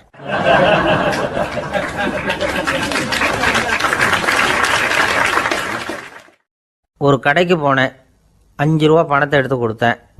ஒரு தினசரி பத்திரிகையை கேட்டேன். அவர் உடனே அங்கே அடுக்கி வச்சுருந்த பத்திரிகையில் ஒன்று எடுத்து என் கையில் கொடுத்தார். வாங்கிக்கிட்டேன். மீதி பணத்தை எடுத்தார். அதையும் என் கையில் கொடுக்கணும்ல, கொடுக்கல. எதிரில் இருந்த பலகையில் வச்சு எடுத்துக்க சொன்னார். எப்பவும் அவர் அப்படி தான் பண்ணுவார். நானும் எடுத்துக்கிட்டு வந்துடுவேன். இவர் ஏன் இப்படி பண்ணுறாருங்கிறது எனக்கு ரொம்ப நாளாக ஒரு சந்தேகம். ஒரு நாள் அவர்கிட்டயே இதை கேட்டுவிட்டேன். ஏங்க, நீங்கள் உங்கள் கடைக்கு வந்து பொருள்கள் வாங்குறவங்களுக்கு நீங்கள் பாக்கி சில்லறையை கொடுக்குறப்போ பலகையில் வச்சு விட்றீங்க, கையில் கொடுக்க மாட்டேங்கிறீங்களே, ஏன் அப்படின்னு கேட்டேன். காசை கையில் கொடுத்தா நம்மக்கிட்ட இருக்கிற லட்சுமி போயிடுவா சார் அப்படின்னார். அதாவது பணம் செலவாயிடும் அப்படின்னு அர்த்தமா. இன்னொரு நண்பர் அவர் ஒரு நாள் வழக்கத்துக்கு மாறாக ரொம்ப சோகமாக உட்காந்துருக்கிறார். ஏங்க என்னாச்சு, ஏன் இப்படி கப்பலே கவிழ்ந்தது மாதிரி உட்காந்துருக்குறீங்க அப்படின்னு கேட்டேன். கப்பலே கவிழ்ந்திருந்தா கூட நான் இப்படி கவலைப்பட மாட்டேன் சார், வேற ஒன்று நடந்து போச்சுன்னார். என்னன்னு கேட்டேன். என் உச்சந்தலையில் பல்லி ஒன்று விழுந்துட்டுதுன்னார். அதுக்காகவா இப்படி அப்படின்னு ஆச்சரியப்பட்டேன். ஆமாங்க, பல்லி உச்சந்தலையில் விழுந்தால் பலன் என்னன்னு பஞ்சாங்கத்தில் பார்த்தேன், மரணம்னு போட்டிருக்கு அப்படின்னு சொல்லிவிட்டு அவர் தொடர்ந்து கவலைப்பட ஆரம்பிச்சிட்டார். இப்படியும் ஒருத்தர், என் கூட வேலை பார்க்குற ஒருத்தர் எப்படி தெரியுமா, தினமும் வலது காலை வச்சு தான் ஆஃபீஸுக்கு உள்ளே நுழைவார். என்னைக்காவது தவறுதலாக இடது காலை வச்சு உள்ளே வந்துட்டார்னா அன்னைக்கு பூரா மனசு சங்கடப்படுவார், எந்த வேலையும் சரியாக ஓடாது. கேரம் போர்டு ஆடுற ஒருத்தர் எப்போ ஆட உட்காந்தாலும் ஸ்ட்ரைக்கரை கை தவறி கீழே விழுற மாதிரி பண்ணி அதுக்கப்புறம் அதை எடுத்துக்கிட்டு ஆட உட்காருவார். ஏன்னா எப்போது ஒரு தடவை நிஜமாகவே அது கை தவறி கீழே விழுந்திருக்குது, அன்னைக்கு பிரமாதமாக ஜெயிச்சுட்டார். உடனே ஒரு முடிவுக்கு வந்துட்டார், கை தவறுனா லாபம் அப்படின்னு. அதுக்கப்புறம் அதையே பழக்கமாக்கிக்கிட்டார். பூனை குறுக்க போனால் சகனம் சரியில்லைன்னு நினைக்கிறவங்க உண்டு. ஆனால் ஒருத்தர் எப்படி தெரியுமா, அவர் வெளியில் கிளம்புற சமயம் பக்கத்து வீட்டு ரேடியோவில் மியாவ் மியாவ் பூனைக்குட்டின்னு பாட்டு சத்தம் கேட்டால் கூட போதும், சகனம் சரியில்லைன்னு பிரயாணத்தை கேன்சல் பண்ணிவிடுவார். இப்போ இவ்வளவும் எதுக்கு சொல்கிறோம்னா, அளவுக்கு மீறின சகுன நம்பிக்கைகள் இருக்குது பாருங்கள், இதோட பயமும் சேர்ந்துக்கிட்டதுன்னு வச்சுக்கோங்க, இது ஒருத்தருடைய மனநிலையை பாதிச்சிடும். இது உளவியல் நிபுணர்கள் சொல்கிற கருத்து. வாழ்க்கையே தடுமாற வச்சிரும். பாதுகாப்பு இல்லாத உணர்வு, ஒரு விதமான டிப்ரெஷன் மனநிலை, இதெல்லாம் தான் இதுக்கு காரணமாக அமையலாம். சில பேர் காய்கறி நறுக்க கத்தியை கையில் எடுத்தால் கூட நேரம் சரியாக இருக்கா அப்படின்னு பார்த்துட்டு தான் வேலையை ஆரம்பிக்கிறது வழக்கம். அறிவு தான் மனசுக்கு வாத்தியாராக இருக்கணும், அப்போ தான் வாழ்க்கை நிம்மதியாக இருக்கும். அறிவு மனசு சொல்கிறபடியெல்லாம் கேட்க ஆரம்பிச்சுட்டுதுன்னா இடைஞ்சல் தான். ஒருத்தருக்கு 7ஆம் நம்பர் தான் ராசியான நம்பரான், 7ஆம் தேதி தான் எந்த காரியத்தையும் ஆரம்பிப்பாராம். 7 எழுத்து வர்றது மாதிரி பேரை மாற்றி வச்சுக்கிட்டார். 7 மணிக்கு தான் தினமும் எழுந்திருப்பார். 7ஆம் நம்பர் வீட்டில் தான் குடியிருக்கார். கல்யாணம் கூட 7ஆம் தேதி தான் பண்ணிக்கிட்டார். அவர் ஒரு நாள் குதிரை பந்தயத்துக்கு போனாராம். குதிரையோட பேரையெல்லாம் பார்த்தார். ஒரு குதிரையோட பேர் 7 எழுத்தில் அமைஞ்சிருந்தது. 7 தானே இவருக்கு அதிர்ஷ்ட நம்பர், அதனால் உடனே அது பேரில் பணத்தை கட்டினார். பந்தயம் நடந்தது. என்ன சார் ஆச்சுன்னு கேட்டாங்க. நான் பணம் கட்டின அந்த என்னோட குதிரை 7ஆவதாக சேர்ந்தது சார் அப்படின்னாராம் சோகமாக.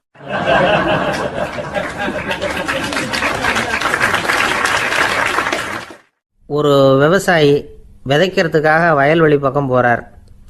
விதைகளை அள்ளி வீசினார். அப்போ என்ன ஆச்சுன்னா, சில விதைகள் பாதை ஓரத்தில் விழுந்தது, சில விதைகள் முள் செடிகள் மண்டி இருந்த புதருக்கு இடையில் விழுந்தது, சில விதைகள் நல்ல நிலத்தில் விழுந்தது. பாதை ஓரத்தில் விழுந்த விதை என்ன ஆச்சுன்னா, அதெல்லாம் பறவைகள் கண்ணில் போட்டுவிட்டுது. உடனே உட்காந்து கொத்தி தின்னுட்டு போட்டுது.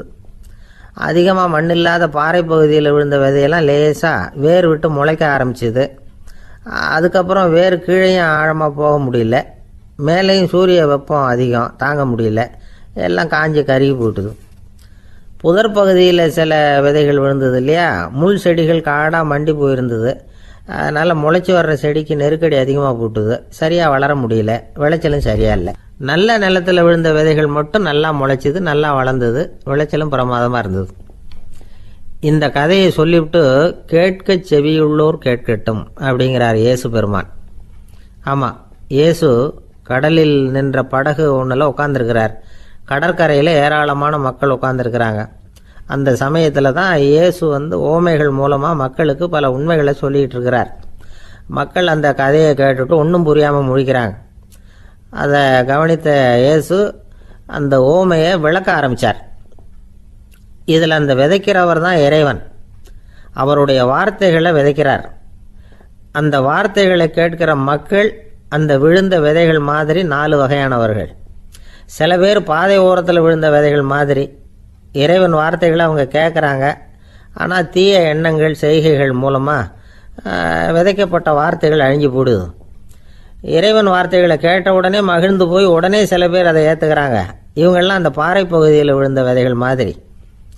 அதனால் இவங்கெல்லாம் வேறு இல்லாதவங்க, கொஞ்ச காலத்துக்கு இறை வார்த்தைகளுக்கு கீழ்ப்படிந்து நடப்பாங்க. அதனால் ஏதாவது இடைஞ்சல் ஏற்பட்டால் உடனே தடுமாறுவாங்க, தங்கள்கிட்ட இருக்கிற நல்ல பண்புகளை விட்டுட்டு பாவ வழிகளுக்கு போயிடுவாங்க. முள் செடிகளுக்கு இடையில விழுந்த விதைகள் மாதிரி உள்ளவங்க யாருன்னா இவங்களுக்கு உலக கவலை உண்டு, செல்வத்தின் மீது மயக்கம் உடையவர்கள். உலக ஆசைகள் இவங்களுக்குள்ளே பூந்துடுறதுனால அங்கே இருக்கிற நல்ல பண்புகள் மறைஞ்சு போயிடுது. அதனால் அவங்களும் உபயோகம் இல்லாதவங்களாக ஆயிடுறாங்க. நல்ல மனிதர்கள் நல்ல நிலத்தில் விழுந்த விதைகளுக்கு ஒப்பானவர்கள். இவங்க இறை வார்த்தையை கேட்குறாங்க, அதை ஏற்றுக்கிறாங்க, அவங்களும் நல்லபடியாக வாழுறாங்க, அடுத்தவங்களுக்கும் உபயோகமாக இருப்பாங்க. இதுதான் இயேசு சொன்ன விளக்கம். நல்ல வார்த்தைகளை கேளுங்கள், நல்ல வார்த்தைகளை ஏற்றுக்கொள்ளுங்கள், அடுத்தவங்களுக்கு உபயோகமாக இருங்க.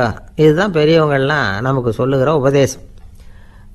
ஒரு அப்பா தன்னுடைய மகனுக்கு உபதேசம் பண்ணார். இதை பாருப்பா, நல்ல வார்த்தைகளை கேட்கணும், எப்போதுமே மகன் அப்பா பேச்சை கேட்கறது நல்லது அப்படின்னாராம்.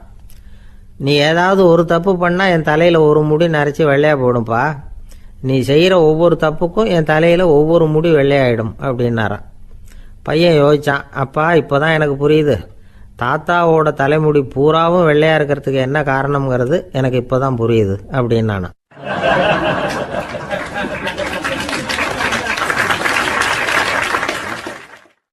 ஒரு ஊரில் ஒரு ராஜா இருந்தார். அவர் ஒரு பூனை வளர்த்தார். ரொம்ப செல்லமாக அவர் அந்த பூனையை வளர்த்தார். அவர் என்ன பண்ணுவார் தெரியுமா? இரவு நேரத்தில் அந்த பூனையோட தலையில் ஒரு விளக்கை வச்சுருவார். அந்த பூனை ரொம்ப ஜாக்கிரதையாக அந்த விளக்கு கீழே விழுந்துடாமல் பார்த்துக்கும். தலையை ஆட்டாமல் ரொம்ப நிதானமாக ராஜா பின்னாடி நடந்து போய்கிட்டே இருக்கும். அந்த விளக்கு வெளிச்சத்தில் எல்லா வேலைகளையும் செஞ்சுருவார்.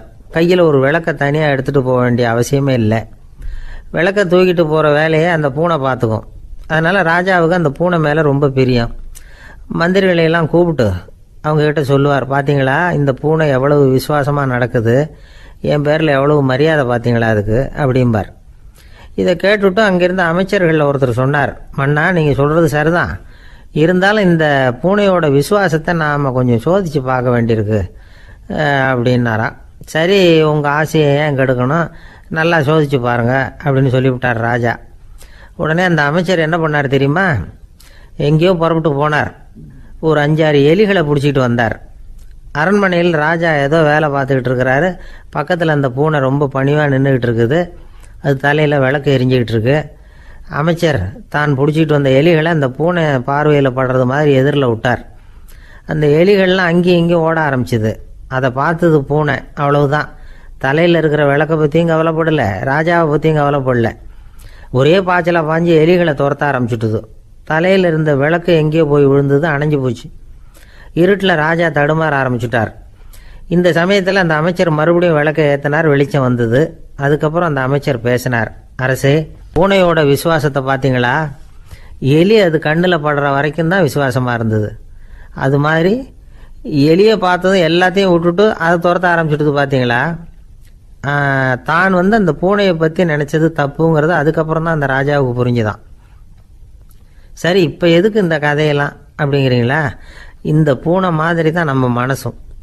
மனசை எவ்வளவு தான் பயிற்சி கொடுத்து பக்குவமாக வச்சுருந்தாலும் பார்க்குறதுக்கு பரமசாது மாதிரி தான் இருக்கும். பார்க்க வேண்டியதை பார்த்துட்டுதுன்னா பாஞ்சிரும். இந்த பூனை மாதிரி புலன் இன்ப பொருள்கள் கிட்டாத வரைக்கும் மனம் அடங்கி இருக்கிறது மாதிரி தான் தெரியும். கொஞ்சம் வாய்ப்பு கிடைச்சாலும் அது குதிக்க ஆரம்பிச்சிடும், தப்பு பண்ண ஆரம்பிச்சிடும். பெரிய பெரிய முனிவர்கள் வாழ்க்கையில் நடந்த வீழ்ச்சி இதை தான் நிரூபிக்குது. புலன்களின் ஆற்றல் அதிகம். அதனால் மனக்கட்டுப்பாடு பயிற்சிகளில் ரொம்ப எச்சரிக்கையாக இருக்கணுங்கிறார் சுவாமி சிவானந்தர். மது பழக்கத்தையே விட்டுவிட்டேன்னு உறுதியாக இருப்பான். கடை கண்ணில் பட்டுவிட்டதுன்னா கால் அவனை கேட்காமலே இழுத்துக்கிட்டு உள்ளே போயிடும். இதுதான் மனசுங்கிறது. அதுதான் அந்த ராஜா வளர்த்த பூனை. நம்மால் ஒருத்தன் அந்த ராஜா பூனை தலையில் விளக்க வச்சது மாதிரி இவன் தன்னுடைய தலையிலேயே ஒரு விளக்கை ஏற்றி வச்சுக்கிட்டு என்னத்தையோ தேட ஆரம்பித்தான். தேடிக்கிட்டு இருக்கிறான். தலையை ஆட்டாமல் நிதானமாக நடந்து ரொம்ப நேரமாக தேடிட்டு இருக்கிறான். அந்த சமயம் அங்கே வந்த ஒருத்தர், என்னத்தை தேடுறீங்கன்னு கேட்டார். அதுதான் மறந்து போச்சு அப்படின்னு இழுத்தான். சரி, கொஞ்சம் இப்படி உட்காருங்க, ஞாபகம் வந்ததும் தேட ஆரம்பிக்கலாம் அப்படின்னார் அவர். இவன் கொஞ்ச நேரம் உட்காந்து யோசித்தான். அப்புறம் திடீர்னு எழுந்திரிச்சான். ஞாபகம் வந்துட்டுதுன்னா. என்னன்னு கேட்டார். எங்கள் வீட்டில் இருந்த விளக்கை எங்கே வச்சேன்னு தெரியல, அதை தான் தேடிக்கிட்டு இருக்கிறேன், ஏற்றி வைக்கலாம்னு பார்க்குறேன் அப்படின்னா.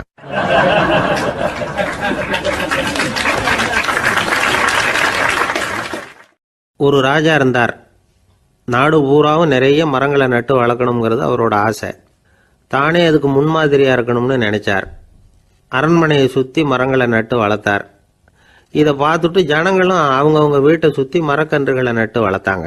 கொஞ்ச காலத்தில் ஊர் பூரா பசுமையாக மாறிச்சு. எல்லாருக்கும் சந்தோஷமாக இருந்தது. இது ஒரு பக்கம் இருக்கட்டும். இப்போ நான் சொல்ல போகிற கதை வேற. அதாவது அந்த ராஜா ஒரு நாள் தன்னுடைய அரண்மனையை சுற்றி இருக்கிற விதவிதமான மரங்களை எல்லாம் போய் பார்த்தார். எப்படி இருக்கிறீங்க அப்படின்னு ஒவ்வொரு மரத்துக்கிட்டையும் விசாரிச்சாராம். எந்த மரமும் சந்தோஷமாக இருக்கிறதா தெரியல. அதுக்கும் மனசில் ஒரு குறை. முதல்ல ஆலமரத்துக்கிட்ட போனார். அது சொல்லிச்சு, மண்ணா நான் நல்லா பெருசாக வளர்ந்துருக்கிறேன், அடர்த்தியாக இருக்கிறேன், கிளையெல்லாம் 4 பக்கமும் நல்லா படர்ந்து தான் இருக்குது, இருந்தாலும் எந்த பிரயோஜனமும் இருக்கிறதா தெரியல. எனக்கு என்னுடைய பழம்லாம் ரொம்ப சின்னதாக இருக்குது, என் கண்ணுக்கு சரியாக புறப்பட மாட்டேங்குது. நான் இருக்கிற சைஸுக்கு என்னுடைய கிளையில் இருக்கிற பழம்லாம் எவ்வளவு பெருசாக இருக்கணும், அது இத்தினூண்டு இருக்கிறது எனக்கு பெரிய அவமானமாக இருக்குது. இப்படி இங்கே நின்றுக்கிட்டு இருக்கிறதே ரொம்ப கூச்சமாக இருக்குது. ஒரு நல்ல புயல் வந்ததுன்னா பேசாமல் சாஞ்சு விடலாமான்னு பார்க்குறேன் அப்படின்னு புலம்புது ஆலமரம். சரி இருக்கட்டும்னு நினச்சிக்கிட்டு ராஜா அடுத்தபடியாக ஒரு அத்தி மரத்துக்கிட்ட போனார். அதுவும் புலம்ப ஆரம்பிச்சுட்டுது. நான் கூட பெரிய மரம் தான், இல்லை இலையெல்லாம் அழகாக தான் இருக்குது, பழம் அழகாக இருக்குது, இருந்தாலும் உள்ள விஷயம் இல்லையே, அத்தி பழத்தை புட்டு பார்த்தா அத்தனையும் சொத்த அப்படின்னு பழமொழியே உண்டாயிட்டுதே, இப்படி ஒரு கெட்ட பேரோடு நான் இருக்கணுமா அப்படின்னு புலம்புது அது. சரி இது இருக்கட்டும் அப்படின்னு சொல்லி அடுத்தபடியாக வேப்ப மரத்துக்கிட்ட போனார். அது தன்னுடைய வேதனையை வெளியிட்டது. எனக்கு எவ்வளவோ மருத்துவ குணங்கள்லாம் இருக்கிறதா சொல்லிக்கிறாங்க, இருந்தாலும் என்ன பிரயோஜனம், என்னுடைய பழத்தை மனிதர்கள் யாரும் விரும்பி சாப்பிட்றது இல்லையே அப்படின்னுது. ராஜா அடுத்தாப்புல இருந்து ஒரு பனை மரத்துக்கிட்ட போனார். நான் நல்லா உயரமாக தான் வளர்ந்துருக்கிறேன், மற்ற மரங்கள்லாம் என்னை அண்ணாந்து தான் பார்க்கணும், இருந்தாலும் என்கிட்ட நிழலுக்காக யாரும் ஒதுங்கிறது இல்லையே அப்படின்னுது. என்ன இது எல்லா மரமும் இப்படி திருப்தி இல்லாமல் இருந்துகிட்டு இருக்குதே அப்படின்னு நினச்சிக்கிட்டே ராஜா அடுத்தபடியாக அங்கே இருந்த ஒரு பைன் மரத்துக்கிட்ட போனார். அழகாக உயரமாக பசுமையாக தான் இருந்தது, ஆனால் பழமோ பூவோ கிடையாது. அதை நினச்சி அது வருத்தப்பட்டுக்கிட்டு இருக்குது. ஓக் மரம் அது ஒன்று நின்றுட்டு இருந்தது. அது என்ன சொல்லிச்சுன்னா, இலையுதிர் காலத்தில் என் மேலே இருக்கிற எல்லா இலைகளும் உதிர்ந்து போடுது, முடி கொட்டின மனிதர்கள் மாதிரி மொட்டையாக நான் நிற்க வேண்டி இருக்குது, என்ன வாழ்க்கை இது அப்படின்னு சொல்லி அழுத்துக்கிட்டது. சரி புளிய மரம் என்ன சொல்லுது பார்ப்போம்னு அதுகிட்ட போனால், என்னுடைய நிழலில் யாருமே தங்க மாட்டாங்க, உடம்புக்கு சூடுன்னு ஒதுங்கி போயிடுவாங்க, அடிமரத்தை பார்த்தீங்கன்னா பட்டையெல்லாம் உறிஞ்சி பார்க்கறதுக்கே கேவலமாக இருப்பேன் அப்படின்னுது அது. முருங்கை மரம் என்ன சொல்லிச்சு தெரியுமா, என்னுடைய இலை காயெல்லாம் சாப்பிட்றவங்களுக்கு சத்து கொடுக்கறது வாசம்தான், ஆனால் என் உடம்புல சத்தே கிடையாது, கொஞ்சம் வேகமாக காற்று அடிச்சதுன்னா முறிஞ்சி விழுந்துடுறேன், என்ன வாழ்க்கை இது அப்படின்னு சொல்லி அது வருத்தப்பட்டது. ராஜா யோசனை பண்ணார், என்ன இது மரங்கள் பூமியின் வரங்கள்னு சொல்கிறோம், மழை பெய்யறதுக்கு அதுதான் காரணம், பூமி செழிப்பாக இருக்கிறதுக்கும் அதுதான் காரணம், வீடு கட்டுறதுக்கு மரம், நாற்காலி செய்ய உபயோகப்படுத்துறதுக்கும் அதுதான் உபயோகப்படுது, மனுஷனுக்கு வேண்டிய ஆகாரங்களையும் கொடுக்குது, இப்படிலாம் இருந்தும் எல்லா மரமும் நிம்மதி இல்லாமல் இருந்துகிட்டு இருக்குதே அப்படின்னு நினைச்சார். அப்போ அங்கே இருந்த ஒரு மகிழ மரம் அவர் கண்ணில் பட்டுது. அந்த மரம் மட்டும் கொஞ்சம் நிம்மதியாக மகிழ்ச்சியாக இருக்கிறது மாதிரி தெரிஞ்சுது. உடனே ராஜா அதுகிட்ட போனார். உனக்கு மனசில் எதுவும் குறை இல்லையான்னு கேட்டார். இல்லை நான் சந்தோஷமாக தான் இருக்கேன்னு அந்த மகிழ மரம். அப்படியான்னு ஆச்சரியமாக கேட்டார் ராஜா. ஆமாம் மன்னா, இந்த இடத்துல நீங்கள் ஒரு முருங்கை மரத்தையோ வேப்ப மரத்தையோ கூட நட்டிருக்கலாம், ஆனால் இந்த இடத்துல நடுறதுக்கு என்ன தேர்ந்தெடுத்துருக்குறீங்க, அதுவே எனக்கு பெருமை, அதுவே எனக்கு திருப்தி அப்படின்னு தான் மகிழ மரம். மகிழ மரம் சாதாரணமாக தான் இருக்கும், இளம் மஞ்சள் நிறத்தில் பூக்கள், அது காய்ந்தும் மனம் வீசும். மகிழ மரம் மாதிரி மன திருப்தியோடு வாழறதுக்கு நாம் கற்றுக்கணுமா. நாம் இந்த உலகத்தில் ஒரு நாயாவோ நரியாவோ கூட பிறந்திருக்கலாம், மனுஷனாக பிறந்திருக்கிறோம், அதுவே பெருமை தானே. இந்த நிறைவு தான் மகிழ்ச்சியின் ரகசியம். ஒரு பையன் அப்பா கிட்ட போய், அப்பா நீங்கள் இந்த உலகத்தில் ஒரு மனுஷனாக பிறந்தது என்னோட அதிர்ஷ்டம் நானா. ஏண்டா அப்படி சொல்கிறேன்னு இருக்கார் அப்பா. நீங்கள் ஒரு கரடியாக பிறந்திருந்தா இந்நேரம் நானும் ஒரு கரடி குட்டியாக தானே இருந்திருப்பேன் அப்படின்னு நானா பையன்.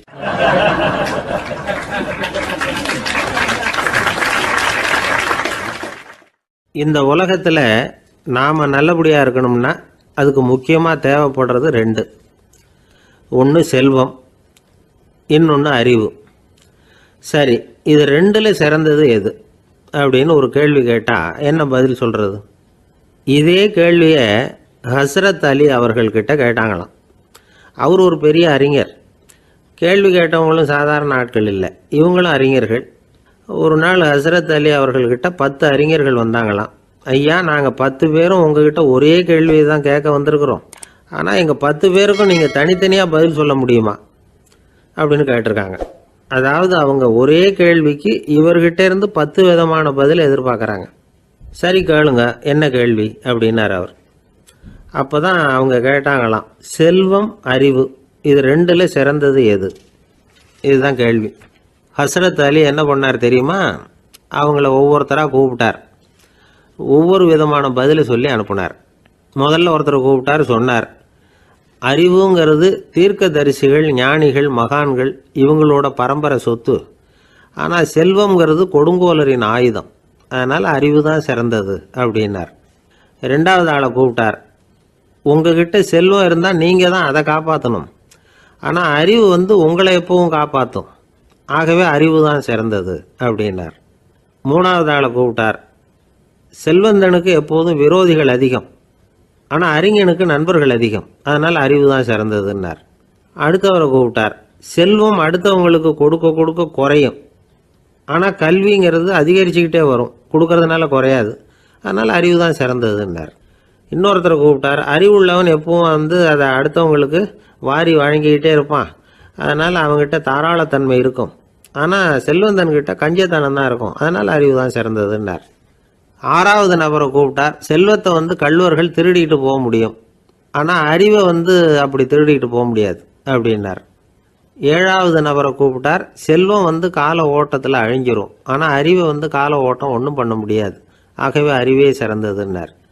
எட்டாவது ஆளை கூப்பிட்டு சொன்னார், செல்வத்துக்கு எப்பவும் எல்லை உண்டு, நிறைவு உண்டு, அளவு உண்டு, கணக்கு உண்டு. ஆனால் அறிவுக்கு அப்படிப்பட்ட எல்லை எதுவும் கிடையாது. அதனால் அதுதான் சிறந்ததுன்னார். அடுத்தவனை கூப்பிட்டார். செல்வம் உள்ளத்தில் உள்ள ஒளியை போக்கிவிடும், இருட்டை உண்டாக்கிவிடும், விரிந்த மனப்பான்மையை குறுகலாக்கிவிடும். ஆனால் அறிவு அப்படி இல்லை, இருண்ட உள்ளத்தில் ஒளியை பாய்ச்சி அதை விசாலப்படுத்துது. அதுதான் சிறந்ததுன்னார். கடைசியாக 10வது நபரை கூப்பிட்டார். செல்வம் மனசில் செருக்கை உண்டாக்குது, ஆணவத்தை ஏற்படுத்துது. அதனால் நானே கடவுள்னு நினைக்கிற அளவுக்கு மனுஷனை தாழ்த்தி விடுது. ஆனால் அறிவு பணிவையும் பண்பாட்டையும் வளர்க்குது. அதனால் அறிவு தான் சிறந்ததுன்னார். ஆக இப்படி 10 பேருக்கும் 10 விதமாக பதில் சொன்னது மூலமாக ஹஸ்ரத் அலி அவர்கள் அறிவு தான் செல்வத்தை விட சிறந்தது அப்படிங்கிறதுக்கு 10 காரணங்களை சுட்டி காட்டியிருக்கார். அந்த அறிஞர் 10 பேர் கேட்ட ஒரே கேள்விக்கு 10 பதில் சொன்னார். நமக்கு வேண்டிய ஒருத்தர் 10 பேர் கேட்ட கேள்விக்கு ஒரே பதில் சொல்லி சமாளித்தார். கேள்வி என்ன தெரியுமா? என்கிட்ட வாங்கின கடனை எப்போயா திருப்பி கொடுக்க போகிற? இதுதான் அந்த 10 பேரும் கேட்ட ஒரே கேள்வி. இந்த மாதம் 26ஆம் தேதி தந்துடுறேன் அப்படிங்கிற ஒரே பதில் சொல்லி அவ்வளவு பேரையும் இவர் அனுப்பி வச்சுட்டாராம். எல்லாரும் போனதுக்கப்புறம் இவரை தனியாக கூப்பிட்டு கேட்டிருக்கிறாங்க. அது என்ன சார் கணக்கு, 26ஆம் தேதி அன்னைக்கு என்ன அதிசயம் நடக்க போகுது அப்படின்னு கேட்டிருக்காங்க. அதிசயம் அன்னைக்கு இல்லை, அதுக்கு நாளே நடக்க போகுதுன்னாராம். விவரமாக சொல்லுங்கன்னு இருக்காங்க. வேற ஒன்றும் இல்லைங்க, 26ஆம் தேதி தானே எல்லாரையும் வர சொல்லியிருக்கிறேன், அதுக்கு நாளே நான் புறப்பட்டு தலைமறைவாயிட போகிறேன் அப்படின்னாராம் ரொம்ப பெருமையாக.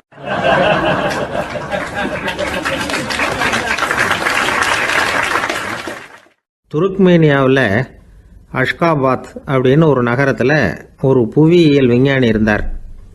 அவர் ஒரு நாய்க்குட்டி வளர்த்தார்.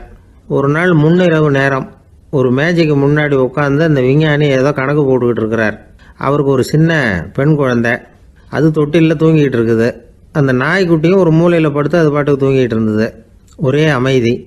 அந்த நேரத்தில் திடீர்னு அந்த நாய்க்குட்டி துள்ளி எழுந்திரிச்சிது. நேராக குழந்தைகிட்ட ஓடிச்சு.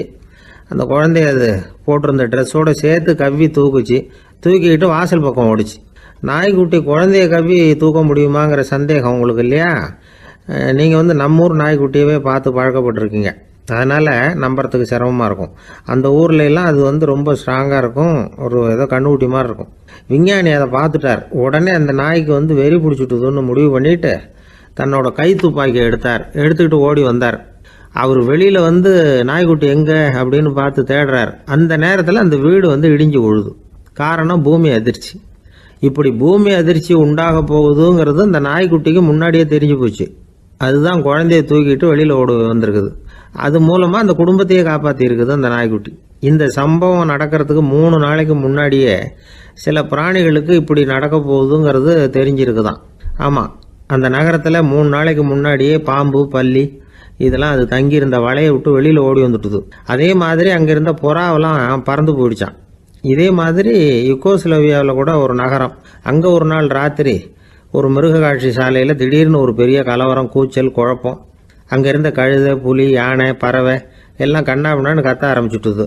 நேர் யானை அதுக்குன்னு போட்டிருந்த தடுப்பையே தாண்டி குதிச்சு வெளியில் வந்துட்டுதான். மறுநாள் தான் எல்லாருக்கும் விஷயம் புரிஞ்சுது. அடுத்த நாள் காலையில் அங்கே பூமி எதிர்ச்சி உண்டாயிட்டுது. இப்போ பாருங்க, அதாவது மனுஷனை போய் தீர்க்கதரிசி அது இதுன்னு சொல்லிட்டு இருக்கிறோம். இவனை விட அது பரவாயில்லைன்னு தோணுது. அதாவது மிருகங்கள் ஒன்று நடக்க போகுதுங்கிறத முன்னாடியே புரிஞ்சுக்குதே. சரி, இதெல்லாம் எப்படி அது முன்கூட்டி புரிஞ்சுக்குது? அதுதான் படைப்பு ரகசியம். அதை கண்டுபிடிக்கிறதுக்கு தான் மனுஷன் வந்து ஆராய்ச்சி பண்ணிகிட்டு இருக்கிறான். விஞ்ஞானிகளோட ஆராய்ச்சியெல்லாம் ஒரு பக்கம் இருக்கட்டும், வீட்டுக்குள்ளேயே சில ஆராய்ச்சி பண்ணி பாருங்களேன். இப்போ சில யோசனை சொல்லி அதை சோதனை பண்ணி பாருங்க அப்படின்னு ஒருத்தர் சொன்னாராம். அதாவது இப்போ மழை வருமா வராதா அப்படின்னு தெரிஞ்சுக்கணுமா, உடனே ஒரு பூனைக்குட்டி பின்னாடியே மெதுவாக போய் அது என்ன செய்யுதுன்னு கவனித்து பார்க்கணும். பூனைக்குட்டி தன்னோட பாதத்தினால சுகத்தில் வந்து அப்படி கீறிக்கிட்டு இருக்கும். அப்படி கீறினா கண்டிப்பாக மழை வரும். சில சமயம் பூனைக்குட்டி அப்படியே மல்லாந்து படுத்துக்கிட்டு பாதத்தை உயர தூக்கும், அப்படியும் எப்படியும் புரளும். இப்படி செஞ்சதுன்னா அன்னைக்கும் மழை இருக்காது. அதனால் முன்னாடி இருந்தது மழை வர்றதுக்கு அறிகுறி, இது மழை இல்லைங்கிறதுக்கு அறிகுறி. பறவைகள், பிராணிகள் இதுகளோட நடவடிக்கைகளை பார்த்துட்டு அதையெல்லாம் அடிப்படையாக வச்சு தான் காலநிலையை கண்டுபிடிக்கிற கருவிகளை கண்டுபிடிச்சிருக்கிறாங்க. வாத்து இருக்குல்ல, சில சமயம் தன்னோட அழகை தன்னோட இறகுகளில் அப்படியே புதைச்சிக்கும். அப்படி செஞ்சால் குளிர்காலம் வரப்போகுதுன்னு அர்த்தம். பருவநிலை குளிராக மாறப்போகுதுங்கிறதுக்கு இதுதான் அறிகுறி. சிட்டுக்குருவி இருக்குதுல்ல, அதெல்லாம் புழுதியில் உழுந்து புரளும், சிறகுகளை வந்து படபடன்னு அடிச்சுக்கும். அப்படி செஞ்சால் மழை வரப்போகுதுன்னு அர்த்தம். ஒன்று மட்டும் நாம் நல்லா தெரிஞ்சுக்கணும், இயற்கையின் சீற்றம்னு சொல்கிறோம் இல்லையா, இயற்கை ஏன் நம்ம மேலே கோவப்படுது? இயற்கையை நாம் அனுசரித்து போகிறதில்ல, அதனால் கோவப்படுது. காடுகளை அழிக்கப்படாது, விலங்குகளை கொல்லக்கூடாது, இயற்கை ஏற்படுத்தி வச்சிருக்கிற சமநிலையை கெடுக்கக்கூடாது. அதை புரிஞ்சுக்கிட்டு வாழ்ந்தோம்னா பூமியும் நடுங்காது, நாமளும் நடுங்க வேண்டிய அவசியம் இருக்காது. ஒருத்தர் இருந்தார், சாராய கடைக்கு போனாராம், நிறைய சாப்பிட்டார். அப்புறம் சொன்னார், இது ரொம்ப அற்புதமான சரக்கு போல் இருக்குது. உள்ளே போன உடனே இந்த பூமியே நடுங்கிறது மாதிரி இருக்குது எனக்கு அப்படின்னாராம். இதுக்கு கடைக்காரர் சொல்லியிருக்கார், நீங்கள் சாப்பிட்டது வெறும் பச்சை தண்ணி தாங்க, இப்போ ஏற்பட்டிருக்கிறது நிஜம் பூமி அதிர்ச்சி அப்படின்னாராம்.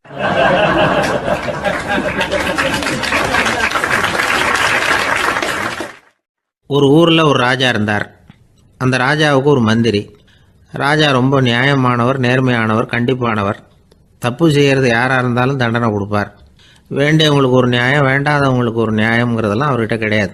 ஒரு சமயம் அரசவையில் அந்த அமைச்சரே வந்து விதிமுறைகளுக்கு புறம்பா ஏதோ நடந்துகிட்டு இருக்கார். மன்னருக்கு கோபம் வந்துட்டுது. உடனே அந்த அமைச்சரை கிட்டத்தில் கூப்பிட்டு அவர் கன்னத்தில் ஓங்கி ஒரு அறை கொடுத்துட்டாராம். உடனே அந்த அமைச்சர் என்ன பண்ணார் தெரியுமா, நேராக போனார், அங்கே நின்றுக்கிட்டு இருந்த இன்னொருத்தர் கன்னத்தில் ஓங்கி அரைஞ்சார்.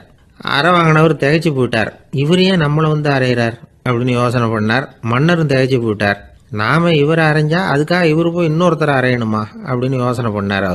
இவருக்கு என்ன பைத்தியமானு கூட நினைக்க ஆரம்பிச்சுட்டார். ஆனால் என்ன ஆச்சுன்னா, அப்புறம் அமைச்சர் அவர் கவனிச்சுக்கிட்டு இருந்தாரா, அவர் இன்னொருத்தரை அரைஞ்சார் இல்லையா, அந்த அறை வாங்கின ஆசாமியை பார்த்து கத்திக்கிட்டு இருந்தார். யார்? அமைச்சர். ஏன்பா என்கிட்ட அறையை வாங்கிக்கிட்டு இப்படி விவரம் இல்லாமல் நின்றுட்டு இருக்கிறிய, நான் உனக்கு கொடுத்ததை நீ வேற யாருக்கிட்டையாவது கொடுத்துரு அப்படின்னார். உடனே அந்த ஆள் பார்த்தான், தனக்கு அடுத்தபடியாக நின்றுக்கிட்டு இருந்தவனை ஓங்கி ஒரு அறை அரைஞ்சான். அவன் கன்னத்தை தடவிட்டே யோசனை பண்ணான். இது ஏதோ புரிஞ்சுக்கிட்ட மாதிரி அடுத்தாப்புல நின்றுக்கிட்டு இருந்தவனை அரைஞ்சான். இப்படி இந்த அறை வந்து மாறி மாறி போய்கிட்டே இருக்குது. ஊரு பூரா பிரயாணம் பண்ண ஆரம்பிச்சுட்டுது. அன்னைக்கு ராத்திரி அந்த ராஜா படுக்கிறதுக்காக போனார். அந்த நேரம் பார்த்து அவர் கன்னத்தில் பலார்னு ஒரு அறை விழுந்தது. நம்மளே அரையிறது யாரு அப்படின்னு அதிர்ச்சியோட மன்னர் திரும்பி பார்க்குறாரு. அரைஞ்சது அவரோட மனைவி. என்னாச்சு உனக்குன்னு கத்துனார் ராஜா. உங்களுக்கு தெரியாதா, ஊர் பூரா ஒருத்தர் மாற்றி ஒருத்தர் மூலமாக இந்த அறை வந்து பிரயாணம் பண்ணிக்கிட்டு வருது அப்படின்னாங்க அந்த அம்மா. அப்படின்னா ஆரம்பித்த இடத்துக்கே வந்துட்டுதா அப்படின்னாராம் மன்னர். என்ன சொல்கிறீங்கன்னு கேட்டிருக்காங்க. இவர் விவரத்தை சொன்னாராம். அப்படின்னா நீங்கள் ஆரம்பித்து வச்ச இந்த விளையாட்டை நான் முடிச்சு வச்சுட்டேன் அப்படின்னாங்களாம் அந்த அம்மா. மறுநாள் காலை மறுபடியும் அரசவை கூடிச்சு அந்த அமைச்சர் மன்னரை பார்த்து கேட்டார், என்ன மகாராஜா, என்கிட்ட கொடுத்ததை திருப்பி வாங்கிட்டீங்களா அப்படின்னாராம். இப்படி நடக்கும்னு நான் எதிர்பார்க்கவே இல்லைன்னார் மன்னர். ஆனால் நான் எதிர்பார்த்தேன். அது எங்கே போயிட போகுது, ஊர் பூரா சுற்றி கடைசியில் உங்ககிட்ட தான் வந்து சேரும் அப்படிங்கிறது எனக்கு தெரியும் அப்படின்னாராம் அமைச்சர். இந்த கதை வந்து வேடிக்கையாக இருந்தால் கூட இதில் உள்ள கருத்து முக்கியமானது. இந்த உலகத்தில் பல கருத்துக்கள் இப்படி தான் மாறி மாறி சுற்றி வந்துக்கிட்டே இருக்குது. நம்மளும் ஒருத்தன் தன்னுடைய நண்பன் ஒருத்தனை கடத்தெருவில் பார்த்தான். உடனே ஓடி போய் பலார்னு ஒரு அறை கொடுத்தானான். அவன் கண்ணத்தை தடவிட்டு ஏன்டா என்ன அரைஞ்சேன்னு கேட்டிருக்கான். நீ ஏன்டா என்ன முட்டாள்னு என் மனைவிட்ட போய் சொன்னேன் அப்படின்ட்டுருக்கான் அவன். உன்னை ஒரு முட்டாள்னு சொன்னதுக்காகவா நீ என்ன அரைஞ்ச அப்படின்னு கேட்டிருக்கான் இவன். டேய், நான் அதுக்காக அறையலப்பா, அது ஒரு பெரிய ரகசியம் நான் முட்டாளுங்கிறது. அந்த ரகசியத்தை நீ ஏன் எங்கள் வீட்டில் போய் சொன்னேன், அதுக்காக தான் அரைஞ்சேன் அப்படின்னு நானும் அவன்.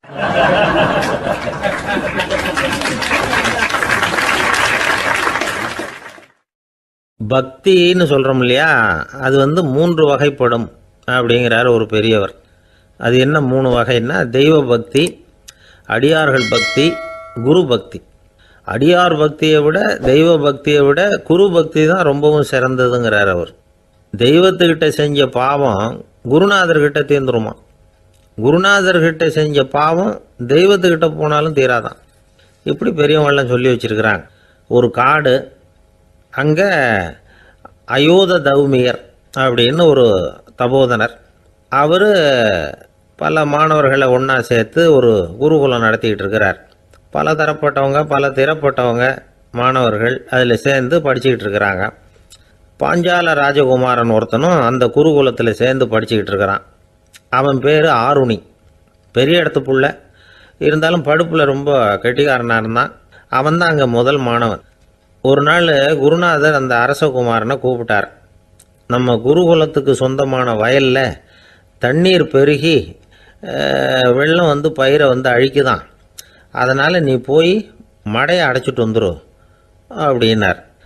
அந்த அரசகுமாரன் உடனே புறப்பட்டான். குருநாதர் சொல்லிட்டார்ல, உடனே புறப்பட்டான். நான் பெரிய இடத்து பிள்ளையாச்சே, ராஜகுமாரனாச்சே, ரொம்ப செல்வாக்கூட வளர்ந்தவனாச்சே, நான் போய் வயலில் இறங்கி வேலை செய்கிறதா அப்படின்னுலாம் அவன் நினைக்கல. குருநாதர் கட்டளையை நிறைவேற்ற வேண்டியது நம்ம கடமை அப்படின்னு நினச்சான். உடனே ஒரு மண்வெட்டியை தூக்கி தோளில் வச்சுக்கிட்டு புறப்பட்டு போயிட்டான். வயலுக்கு போனான். பார்த்தான், தண்ணி கரையை உடச்சிக்கிட்டு வயலுக்குள்ளே ஏகமாக பாஞ்சிக்கிட்டு இருக்குது. இவன் மண்வெட்டியால் களிமண்ணை புல்லோடு சேர்த்து புல் பத்த மாதிரி வெட்டி வெட்டி போட்டான். இருந்தாலும் மடையை அடைக்க முடியல. தண்ணி அதை மீறி வந்துக்கிட்டே இருக்குது. தண்ணி வேகமாக வயலுக்குள்ளே போய்கிட்டே இருக்குது. போடுற பத்தையெல்லாம் கரைஞ்சி கரைஞ்சி போயிட்டுருக்கு. இருந்தாலும் இவன் தன்னுடைய முயற்சியை கைவிடலை. வெட்டி வெட்டி போட்டுக்கிட்டே இருக்கிறான். காலையில் அங்கே போனவன் சாயந்தரம் வரைக்கும் இப்படி செஞ்சுக்கிட்டு இருக்கிறான். உடம்பும் மனசும் ரொம்பவும் சோர்ந்து போச்சு. இருந்தாலும் குருநாதர் இட்ட கட்டளையை நிறைவேற்றாமல் இருக்கிறோமேங்கிற ஒரு குறை அவனுக்கு இருக்குது. குரு கட்டளையை நிறைவேற்றாத நான் இன்னமும் இருக்கணுமா அப்படின்னு யோசனை பண்ண ஆரம்பிச்சிட்டான். என்ன செய்யலாம்னு பார்த்தான். நம்ம குருநாதர் இட்ட பணிக்காக இந்த உடம்பையே தியாகம் பண்ணலாம் அப்படின்னு முடிவு பண்ணான். தண்ணி பாயுதில் அதுக்கு குறுக்க விழுந்து அப்படியே மடையை அடைச்சிக்கிட்டு அப்படியே படுத்துட்டான். இது மற்றவங்களுக்கு தெரியாது. அன்னைக்கு ராத்திரி ஒரு விளக்கு முன்னாடி உட்காந்து குருநாதர் பிள்ளைங்களுக்கு பாடம் சொல்லி கொடுத்துக்கிட்டு இருக்கிறார். முதல் வரிசையில் இருக்கக்கூடிய ராஜகுமாரனை காணலை. நம்ம ஆருணி எங்கே போனா அப்படின்னு சொல்லி மற்ற மாணவர்களை விசாரித்தார். இப்போ அவங்க சொன்னாங்க, சுவாமி, அவன் காலையில் வயலுக்கு மடையை அடைக்கிறதுக்காக போனான், நீங்கள் தான் போக சொன்னீங்க, இன்னும் திரும்பி வரல அப்படின்னு அவர் பையன். குருநாதர் உடனே ஒரு தீவெட்டி எடுத்துக்கிட்டு மாணவர்களை அழைச்சிக்கிட்டு வயலுக்கு போனார். அங்கே போய் பார்த்தா ஆளை காணும். ஆருணி ஆருணின்னு சொல்லி சத்தம் போட்டு கூப்பிட்டு பார்க்குறார். நான் இங்கே இருக்கேன் குருநாதா அப்படின்னு காலுக்கு அடியிலேருந்து ஒரு சத்தம் வருது. குனிஞ்சு பார்த்தா அவன் மடையில் படுத்துருக்கிறான். என்னப்பா இதுன்னார். காலையிலேருந்து இந்த மடையை அடைச்சி பார்த்தேன் சுவாமி, முடியல, அதனால் இப்படி குறுக்க படுத்துட்டேன். என்னை தாண்டறதுக்கு பயந்து போய் தண்ணியை தேங்கி நின்றுட்டுது அப்படின்னா. அவனுடைய குரு பக்தியையும் அவனை தாண்டறதுக்கு அஞ்சு நிற்கிற தண்ணி தேக்கத்தையும் பார்த்துட்டு எல்லாரும் ரொம்ப ஆச்சரியப்பட்டு போயிட்டாங்களாம். ஆருணி எழுந்திரிச்சு வா அப்படின்னு கூப்பிட்டாரான் குருநாதர். அவன் தண்ணீரை பொழந்துக்கிட்டு எழுந்திரிச்சு வந்தானான். அதனால் அவனுக்கு உத்தாலகன் அப்படின்னு ஒரு பேர். உத்தாலகன்னா தண்ணீரை பிளந்தவன் அர்த்தம். அந்த உத்தாலகன் மாதிரி இந்த காலத்து மாணவர்களுக்கும் குரு பக்தி வேணும் அப்படின்னு சொன்னோம் ஒரு பள்ளிக்கூடத்தில். உடனே நிறைய மாணவர்கள் எழுந்திரிச்சு நின்னாங்க. சார், நீங்கள் எங்களை இன்னமும் சரியாக புரிஞ்சுக்கலன்னு நினைக்கிறோம். அன்னைக்காவது ஒருத்தன் அப்படி இருந்தான், இன்றைக்கி ஏகப்பட்ட உத்தாலகர்கள் இருக்கிறோம். எங்கள் வாத்தியார் கட்டளை இட்டால் இப்போவே அது மாதிரி வயலுக்கு போய் மடையில் குறுக்கப்படுத்துக்கிறதுக்கு இந்த வகுப்பில் உள்ள அத்தனை பேரும் தயாராக இருக்கிறோம் அப்படின்னாங்க. அப்படியா அப்படின்னு சொல்லி கேட்டோம் ரொம்ப சந்தோஷமாக. ஒருத்தன் ரொம்ப அடக்கமாக எழுந்திரிச்சான். அப்புறம் சொன்னான், ஆமாம் சார், வகுப்பில் இவர் நடத்துகிற பாடத்தை கேட்டுக்கிட்டு இருக்கிறத விட பேசாமல் போய் மடையில் படுத்துடுறது ஒன்றும் கஷ்டமான காரியமாக இருக்காது. அதனால தான் எல்லாரும் அங்கே போகிறேன்னு சொல்கிறோம் அப்படிங்கிறான்.